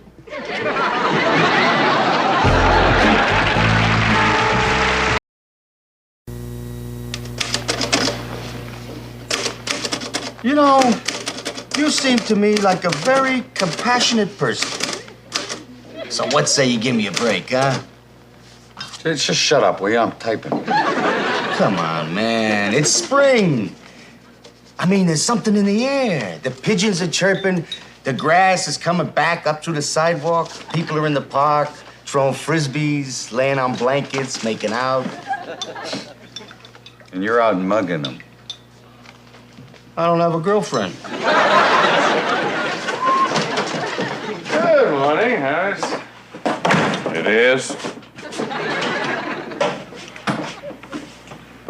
Problem with the appeal? No, everything's going okay. It's just that we already went through one trial, and now I got to go through the whole thing all over again. It's better than giving Ripner the judgment. Look, there's no way on God's good earth I'm going to give that sleazeball $320,000. You have that kind of money to give? No. That's why I'm not worried about it. Hi, Barney. Mail call. Sergeant Harris. Thanks, Levitt. Take a puff. It's springtime. It's a beautiful day, Sergeant Dietrich. Ram it. Sir, your mail, month-end crime statistics. Thank you. I think you'd be pleased to note that our precinct experienced a major surge in thefts and personal assaults over the past few weeks. Why would I be pleased to note that? Well, I was simply thinking in terms of job security. For everyone but me, of course.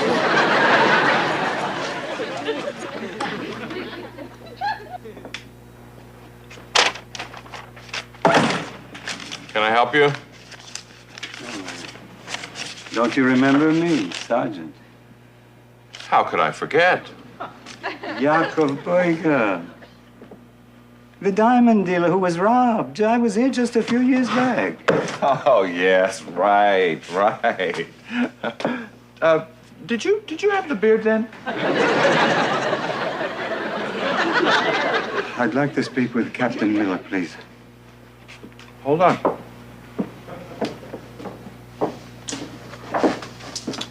Barn? Yeah. Mr. Berger's here again. Yes. Barn, excuse me. Ask him if he's got your $20. What $20? Oh, you remember the Amish guy? Yeah? What's that got to do with Mr. Berger? Nothing. Forget it.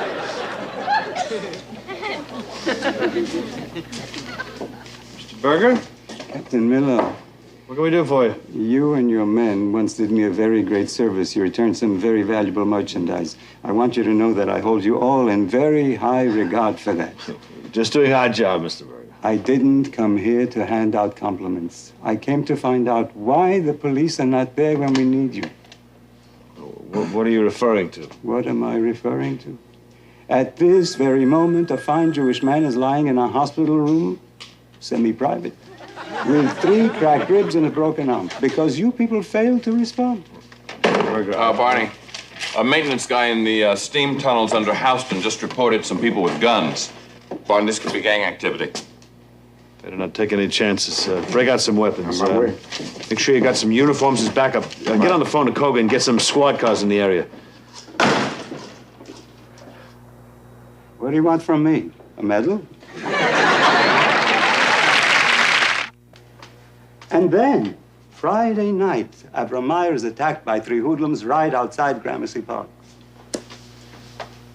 We've had quite a few incidents in that neighborhood recently. He's our cantor. He was walking home from shul. A fine, peace-loving man. How we all love him. Never mind, he has a croak in his voice that would frighten a cow. A woman saw it all from her window. She broke her Sabbath and telephoned for help. 25 minutes later, the police are kind enough to show up. Well, we weren't working that night. Does anybody? Mr. Berger, I hope you'll appreciate our problem. We have just so much manpower. There's a lot of crime out there and just so many of us. Tell that to Mr. Mayo, who at this moment doesn't know if he's in this world or the next. I don't know the specifics of this particular incident, but I promise you the delay will be investigated. I hope so, Captain. I'm telling you something. The Hasidic community is not going to stand still much longer. We are tired of being the favorite target of every 2-bit hooligan. We want concrete and visible action taken to finally put an end to this. We will do everything we can. I feel safer already. Mr. Berger. I understand. I hope that you do. Okay, folks, you want to step There were inside here? 50 bums down there you could have arrested instead of us. Excuse me. This is our gang? Say hello to the Nelsons, Barn. This is Bill and Wendy. This is Captain Miller. Oh, a pleasure. They were down in the steam tunnels, Barn, where they appear to have taken up permanent residence. That's the safest place in the city. They had cots, lanterns, bottled water, and what looked like a 6-month supply of canned goods and dehydrated food. You know something we don't know? It's over. They're survivalists. This society is on the verge of collapse, Captain. Crime, inflation, depression, unemployment, overpopulation. Oh, let's not forget natural disasters, Bill. Let's see, there's drought and earthquake and worldwide crop failure. We are going to be prepared. In preparation, they had these 2 22 caliber rifles. They had a couple of pellet guns. They had an assortment of knives. bayonet, and slingshot. I can hit a rat from 20 yards with that. Very impressive. And surprisingly enough, they taste a lot like chicken.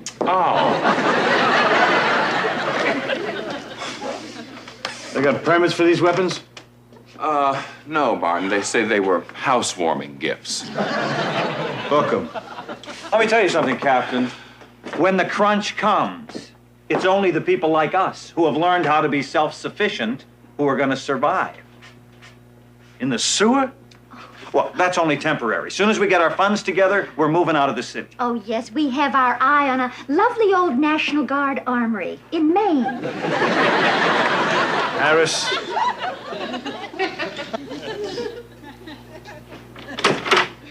Good afternoon. Hey, D.D. Inspector. Isn't it nice that some of us can just sit around reading a newspaper while those vermin are running wild in the streets? You got an empty cage, you're just sitting there going begging. That's better, D.D. Hey, buddy. What brings you around? I just stopped by to see his house business. And when he got there, the cupboard was bare. Oh, Rojo just took a mugger down the tombs. Did he? Splendid. Just one, huh? Yeah. I don't like to complain, Barney, but these measly arrest statistics come drifting across my desk, you know, and then I gotta go and announce the numbers to those bloodsuckers of the press who are just always looking for an excuse to jump all over the old inspector. Yeah, I know. Especially that slimy worm from the Times, huh? With his smarty pants questions. Could you give us any specifics? Could you give us some documentation? Who's Kleiner? That's right. What was my point, Barney? I'm not certain. I think it had to do with arrest statistics. Ah, that's it. We need more of them, Bon. Inspector, the amount of men we've got, we're lucky to be holding our own. I know it's tough, Barney, and I don't want to put the pressure on you, but I would like to see a little upsurge in those numbers. Otherwise, I'm just going to have to cut you out of my will. Just kidding, Barney. Like a cup of java? No. Sir, you might be interested to know there's a bunch of Hasidics gathering outside the precinct. Oh, yeah, I passed a couple of them on my way up here. Look like the Smith brothers, right? I think there's about 200 of them down there, and they don't seem to be in a very good mood. Well, what seems to be the problem? There's been a lot of incidents in their neighborhood. They're complaining about lack of police protection. I'll just go down and straighten them out. Oh, Inspector, that really won't be necessary. Okay, Barney, I don't mind. It's part of my job, Barney. I'll go down with you. I can handle it, Barney. It's just that these people are, well, have different ways. They're very sensitive. Don't worry. I can understand a situation like this has to be handled with a very delicate touch. So I'll just go down, talk to them, listen to them quietly, and deal with them on a personal one-to-one basis. Okay, fine. Thank you.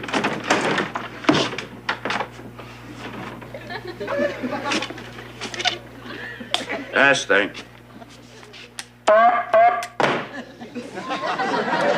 Testing. Now hear this. 1, 2, 3. Now hear this. This is your inspector speaking. Okay, folks, we're gonna put you in the cage now. You arrest a lot of couples, Sergeant? Mostly family disputes. We never fight.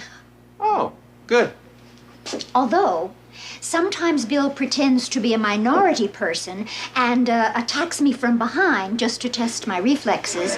And then I pretend to kick him in the groin and gouge out his eyes with my car keys. I like you two.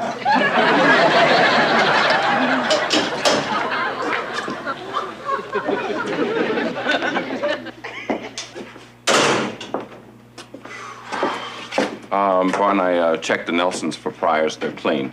They evidently got the rifles from a survivalist guy over at a store over on Staten Island, and he's coming down. 12th Precinct, Sergeant Dietrich. What? All right. Why, that's Kogan. There's something going on downstairs. The Hasidim were rioting. Think Luger talked to him yet?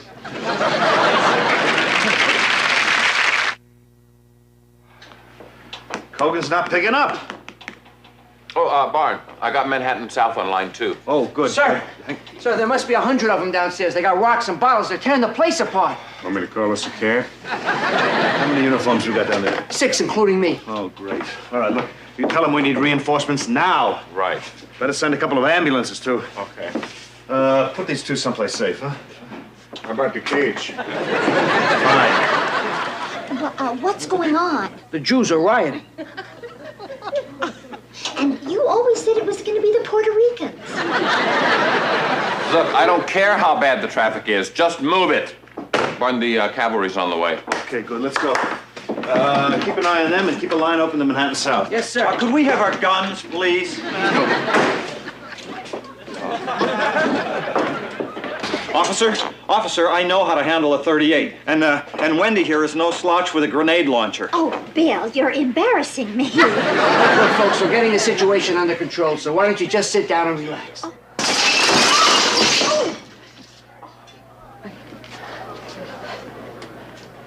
Shalom. Now, this is going to sting just a little bit, dear. Good. You okay, Levitt? Yes, sir. Suddenly I wish I were dead. Oh, come on. You did what you could. Sure. Hey, come on. You were outnumbered. Well, given the circumstances, any one of us could have ended up handcuffed to the cage. It just happened to be you. Certainly looking forward to all the little cute remarks at my expense when this gets around. Don't worry about it. All right, come on, Rasputin. Get in here.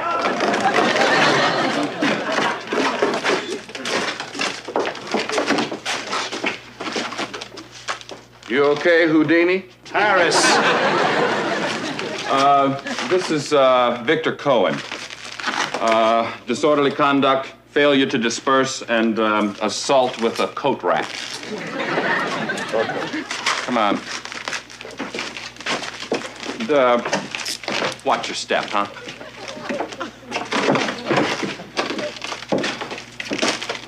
Somebody broke the window.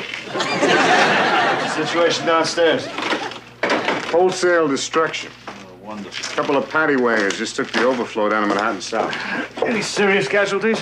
A couple of the cops are gonna need stitches, and we had to send about 15 Hassids to the hospital. Great. Oh, you know the councilman that came over to try and calm things down? Yeah? He's resting comfortably. What? Hogan bopped him with a nightstick by mistake. I feel better.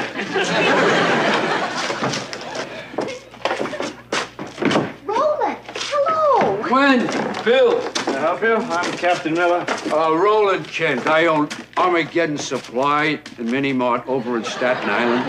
Oh, yeah. I understand there's some sort of problem here. They kicked us out of the tunnel, Roland. Ah. And they put so much work into it. I mean, they bought my tripod suspended Lister bag, my portable field toilet, and the Bunker Beautiful dinette set. Not to mention a couple of .22 caliber rifles. That's completely legal, Captain. I have a license. Yeah, I'm afraid the Nelsons don't. Well, they said they did. I thought he meant a driver's license. Look, they may have bent the law a little, but you have to understand, one of the very keys to survival is the procurement of undocumented firearms. Really? I mean, look around you. Social collapse is just a step away, and then martial law, the complete suspension of civil liberties. You leave a trail of paperwork, soon you'll have the gun confiscation squad kicking in your door, violating your rights, violating your wife, leaving you defenseless. Nice talking to you. You're gonna need some more information. No kidding. They drink over here.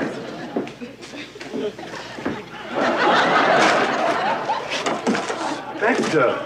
Talk about touchy. God, what happened? I don't know, Barney. I went down there to talk to him, so I walked out on the steps and I said, "This is Inspector Luger, NYPD. I want you to know we're working on your problem. In the meantime, why don't you all go home and take a shave?" Next thing I know, I wind up as a welcome mat. Should have seen him, Barney, coming at me, swarming all over me like a plague of angry locusts. Now I know why you didn't want to get down there with me. Excuse me, Barney. I'll get tidied up a little bit. So there it is, huh?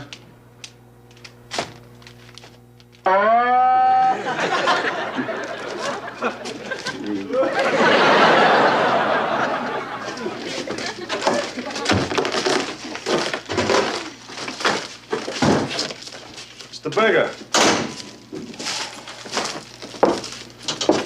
I understand there was a difference of opinion here today. Call it a riot. By who? I understand. I heard that the police overreacted. All allegations will be investigated. I tried to impress on you this morning the desperateness of these people. That justifies this? A drowning man will grab even the point of a sword. With all due respect, Mr. Berger, you can stick that in your hat. Got the information from Mr. Kent. Turning it over to the confiscation squad, Sergeant? No, they get a carbon. Don't make the jokes. All right, if we want you, we'll call you Mr. Kent. Captain, I heard what happened today. Still gonna tell me I'm crazy, that everything's hunky-dory, society isn't going down the drain?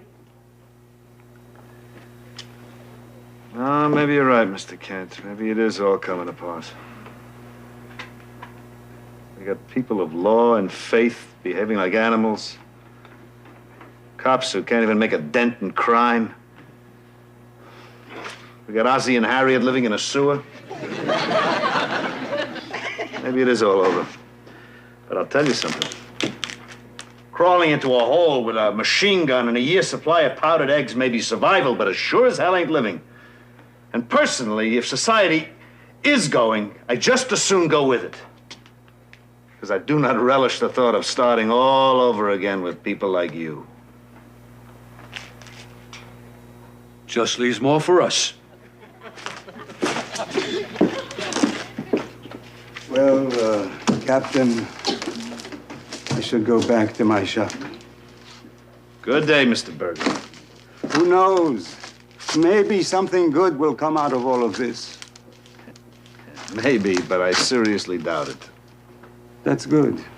Too much hope can drive you crazy.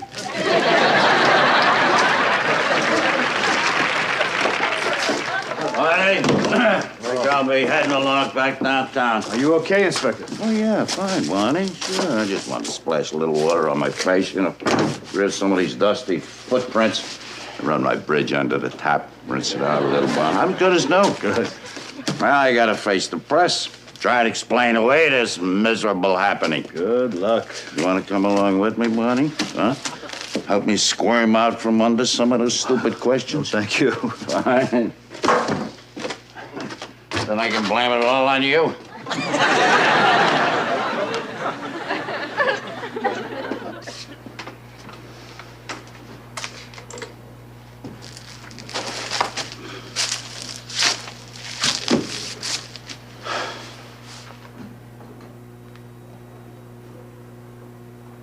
Seen my baseball?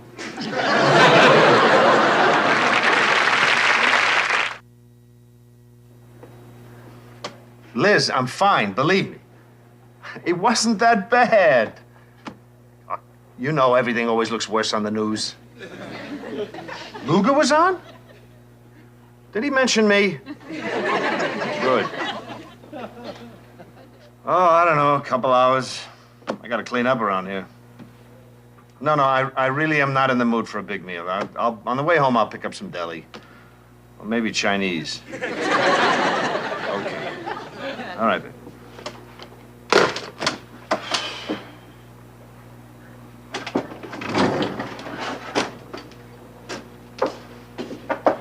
Yeah. Barn, here's a list of the injured, a rundown on property damage. Okay. And an estimate on my dry cleaning bill. I'll take that under advisement. Yeah. Barney, I ran the rest of the Hasidics downtown and finished the reports. All right, thank you. Been cleaning up out there? Good. I still can't find my ball. I'm sorry. I think Luger took it.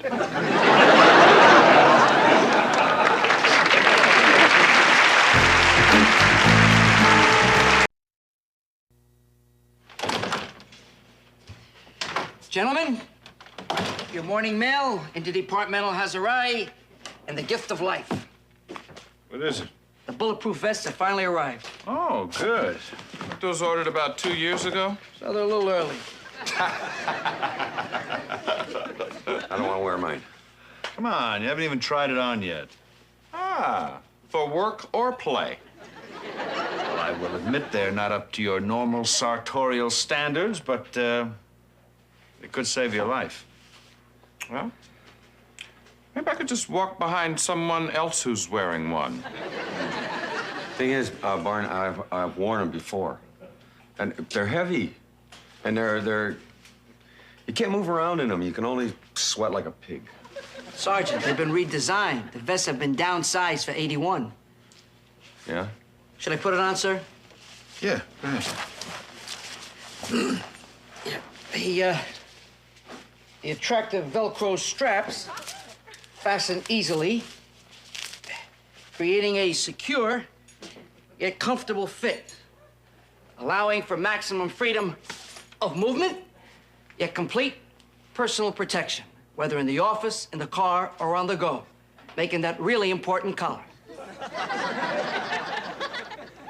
It was in the brochure. So do we have to wear them? No, you don't have to wear them. They're not mandatory, but they do make very good sense. Why don't you pass out the rest of them? That's it, sir. What? All the rest of the vests haven't arrived yet, so for the time being, you're gonna have to share this one. Oh, great. Got it. Barn, that was an office building over on 6th. They got a guy with a gun. All right, you and Mojo. I'll call dispatch for a backup. Right. So you guys want to use this? Yeah. Oh, yeah, all right. Well, all right. Well, we'll work it out in the car.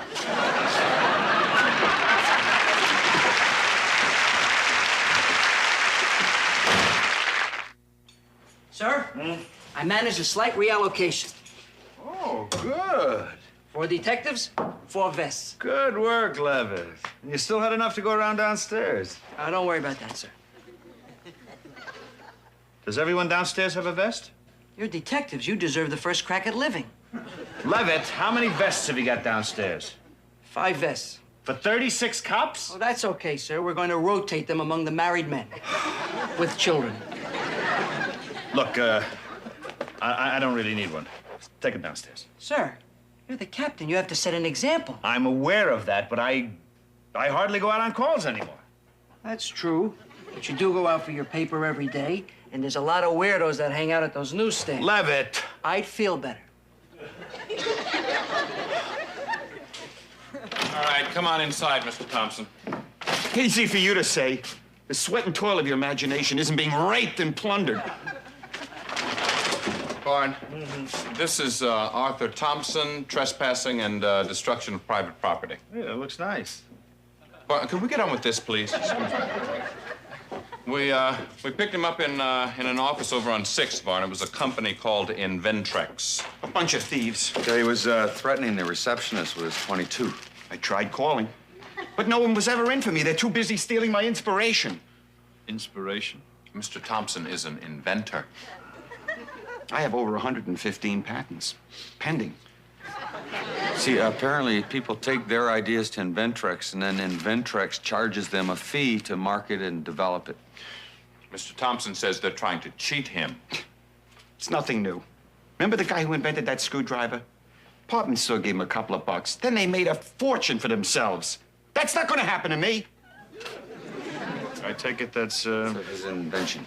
Oh, the contents of this bag will change the lives of millions of people. What is it? Show 'em.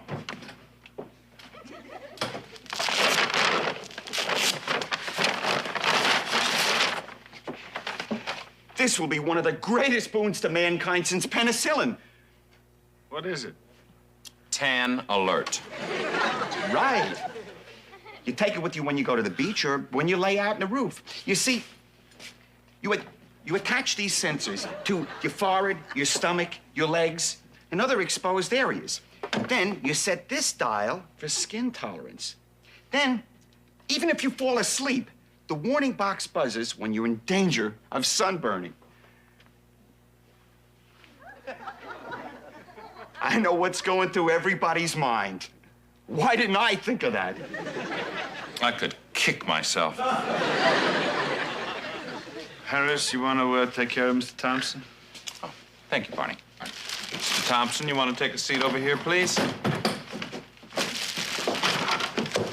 Good afternoon, gentlemen. Inspector? Inspector?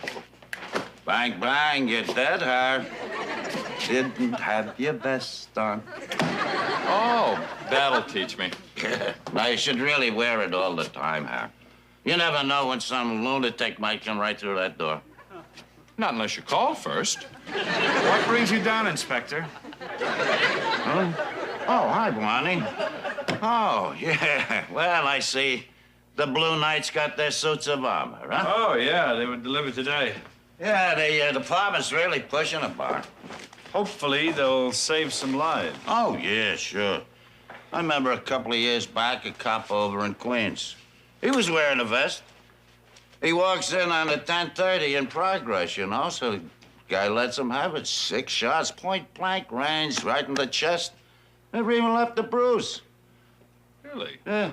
But then the thug takes the empty gun, he throws it at him, hits him right in the temple, drop dead on the spot.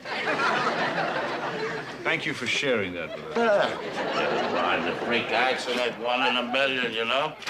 Happen to anybody, but the big brass downtown would like you fellas to wear your vests at all times. Personally, I think if a bullet's got your name on it, it's going to find you, no matter what you're wearing. So what brings you down, Inspector? Oh, yeah, I come down to get a little info on you guys for my files. What for? Oh, you know, for the TV, the media, newspapers. In case one of you should do anything heroic, you know, like pull a kid out of a burning building or maybe rescue a hostage, the public's gonna want to know a little more about you. I see. And if it comes to the worst, they're gonna want to know about you, too. How many you left behind? The address for the memorial fund? Stuff like that. I'm sure we'll all be thrilled to cooperate. Good, thanks, Bon. I thought we'd go alphabetically. Arthur. Yeah, we'll start off with you, huh, Diddy? Why'd you have a seat, Inspector? Thank you. This ought to work. Pencil. I thought we'd kick it off, D.D., by finding out a little about your childhood. It was the best of times. It was the worst of times. Hey, hold it, not so fast. Best of times. And by my late teens, the writings of Schopenhauer and Kant began to dominate my epistemological outlook, almost to the point of excluding the consideration of any other viewpoint, with the exception of certain apothegms of Nietzsche. I asked you if you had any pets. Ant farm. Good. Thank you for your trouble. I'm up here for a novel. Anytime, Inspector.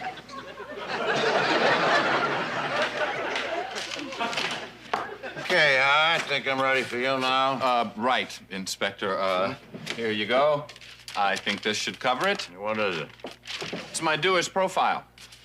No kidding. Yeah. Last book read, mine. checked out Thompson for priors. And? He's clean. Okay. Then I checked out this Inventrex. Hmm? The fee that they charged Thompson is $2,100. To develop Tan Alert? Yeah. And in the last 2 years, they've had a couple of dozen complaints against him. Talk to anyone from the company? No, but the guy that runs the joint is coming down here to press charges against Thompson. Let me know when he gets here.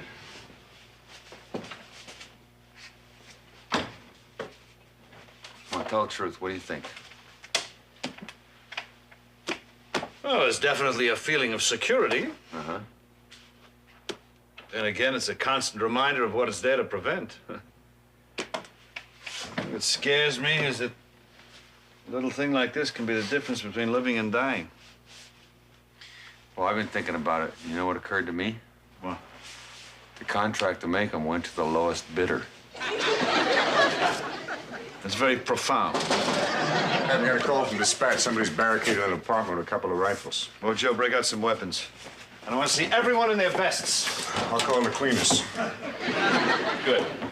Barnes, they've cordoned off the streets, and Kogan is sending in some squad cars. Let me know as soon as I set up a command post. Right. Hey, Barnes, you sure you don't want to come along? You're all dressed for it. Just kidding. Okay, well, Joe, you're in the box. Inspector, I got a call. Yeah, come on. Can't you give me a little something now? I mean, in case something happens. I gotta break out some weapons. He loved guns.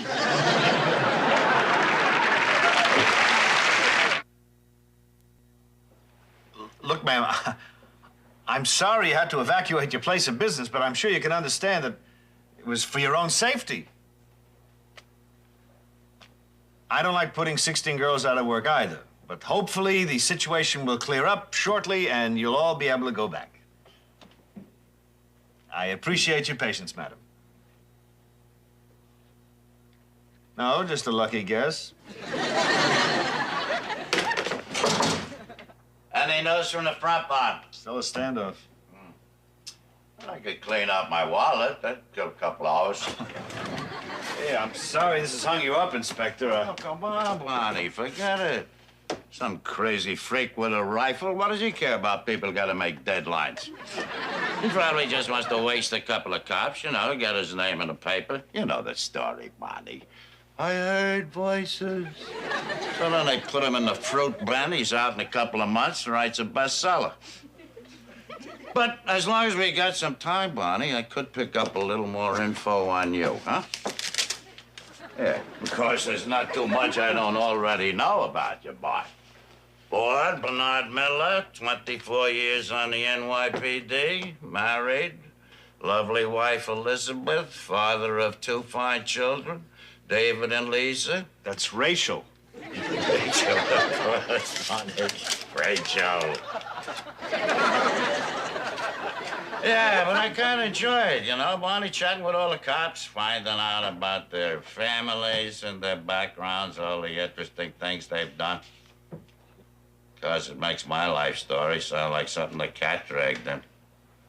Oh, come on, Inspector. But I suppose, Barney, there's hundreds of people whose obituaries could be written on the back of a chewing gum wrapper. Oh, come on. You've had a long and full life. Full. No kids, no wife, just very full. You've had a distinguished career. You've got many friends. Oh, no. No friends, Barney. Acquaintances, maybe. Co-workers, yeah.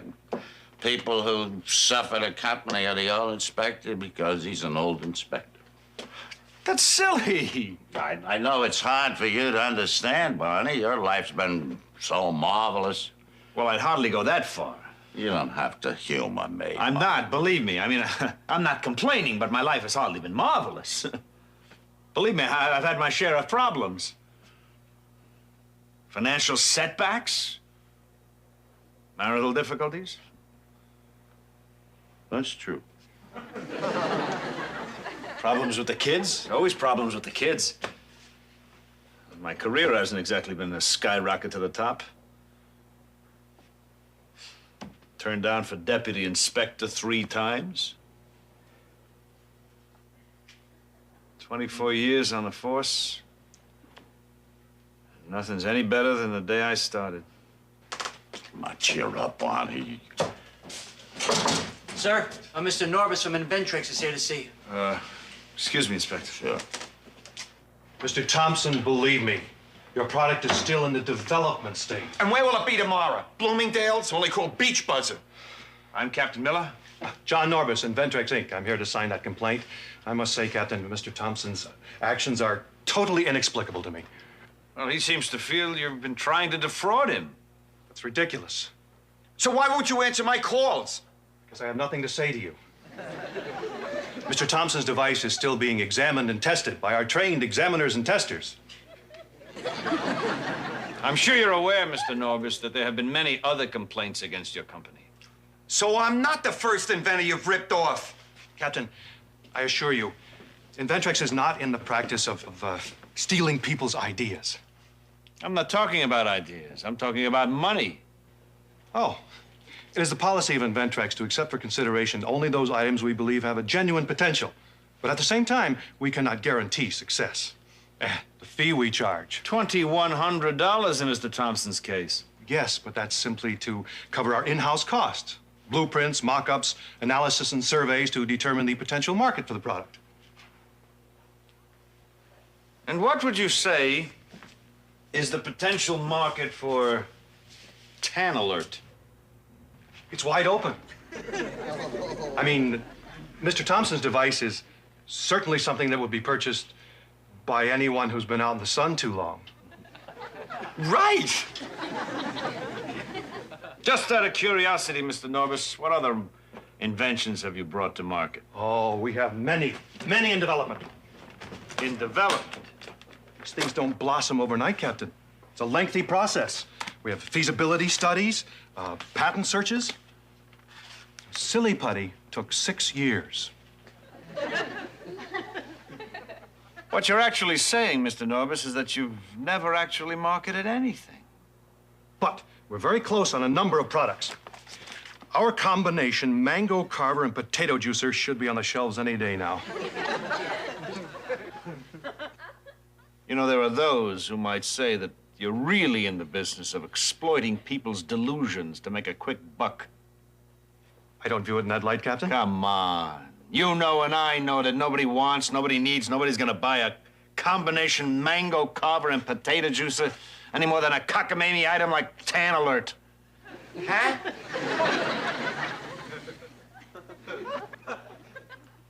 I don't know that that's true, Captain. However, it's possible we may have misjudged the current market for Mr. Thompson's device. And as we are an honest and conscientious organization, which doesn't want any trouble, we'd be happy to forget the entire matter and refund Mr. Thompson's fee. Fine. If there's nothing else, I'll be on my way.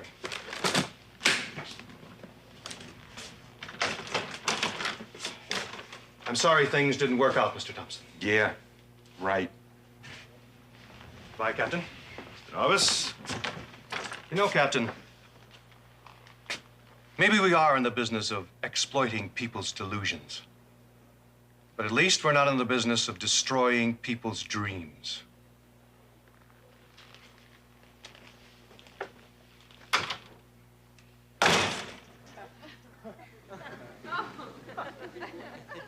They're dropping charges. And you'll be getting your money back. I heard. So am I free to go now? I'm afraid not. There's still that weapons charge. You have to be arraigned on that. I understand. Listen, I want to thank you. Yeah. It's not everyone who would go out of his way to do what you did. I know I wouldn't. I really didn't mean to put everyone to all this trouble. Oh, it broke up today. For this, we evacuated a block? Uh-huh. Wasn't easy, but we nailed it. Miss Dorothy St. Clair wanted for non-payment of rent. I didn't realize it was such a serious infraction, but then I've only been paying rent for such a short time. Until recently, Miss St. Clair was a resident of the East Side Psychiatric Center. She was released as part of a program to integrate patients back into the community. I believe it's called dumping. What happened? Well, apparently Miss St. Clair was late with her rent payment. The landlord threatened to lock her out. So she told him she had a deer rifle and a sawed-off shotgun. In reality, I have neither.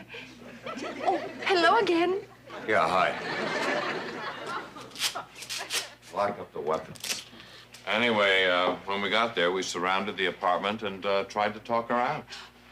They threatened me. But what did you say you were going to blow our heads off for? It seemed to be what you wanted to hear. Then what happened? After about a half hour, we still got no response, so we lobbed some tear gas in.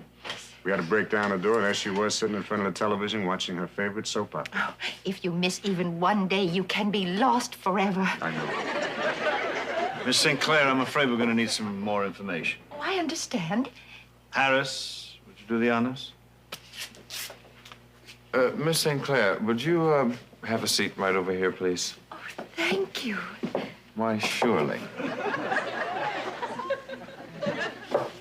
Could I offer you a cup of coffee or tea? Oh, tea would be lovely, thank you. You know, Sergeant, I have always been dependent on the kindness of strangers. Didn't Blanche Dubois say that? Not to me.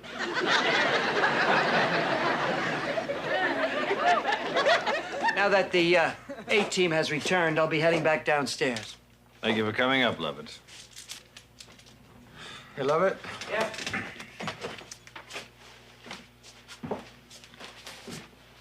Anybody downstairs needs a vest, they can have mine. Feeling lucky, Sergeant? Something wrong with you? No, nothing. I just don't like the way it makes me feel. Itchy? Invincible. Really, Barney, I don't know about anybody else, okay? But when I put that thing on, I feel like some kind of super cop. Like I'd have a big W on me or something. And if I start feeling like I can't get hurt, then I forget that maybe I can hurt somebody else. Sir? It's up to Sergeant Wojciechowicz. Levitt? You can have mine, too. Doesn't fit philosophically. What about you, Sergeant? Don't let peer pressure force you into a foolish show of bravado. You can have this one, Levitt. It's a little large. Well, you can, make yourself a pair of those little breeches out of what's left.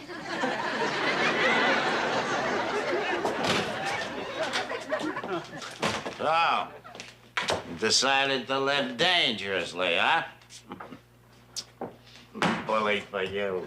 It's the way to go. Why, if you put on those things, it's just the same as admitting to all that scum and killers out in the street that you scared them. That you'd rather hide behind some sissy little apron instead of going down like a real cop.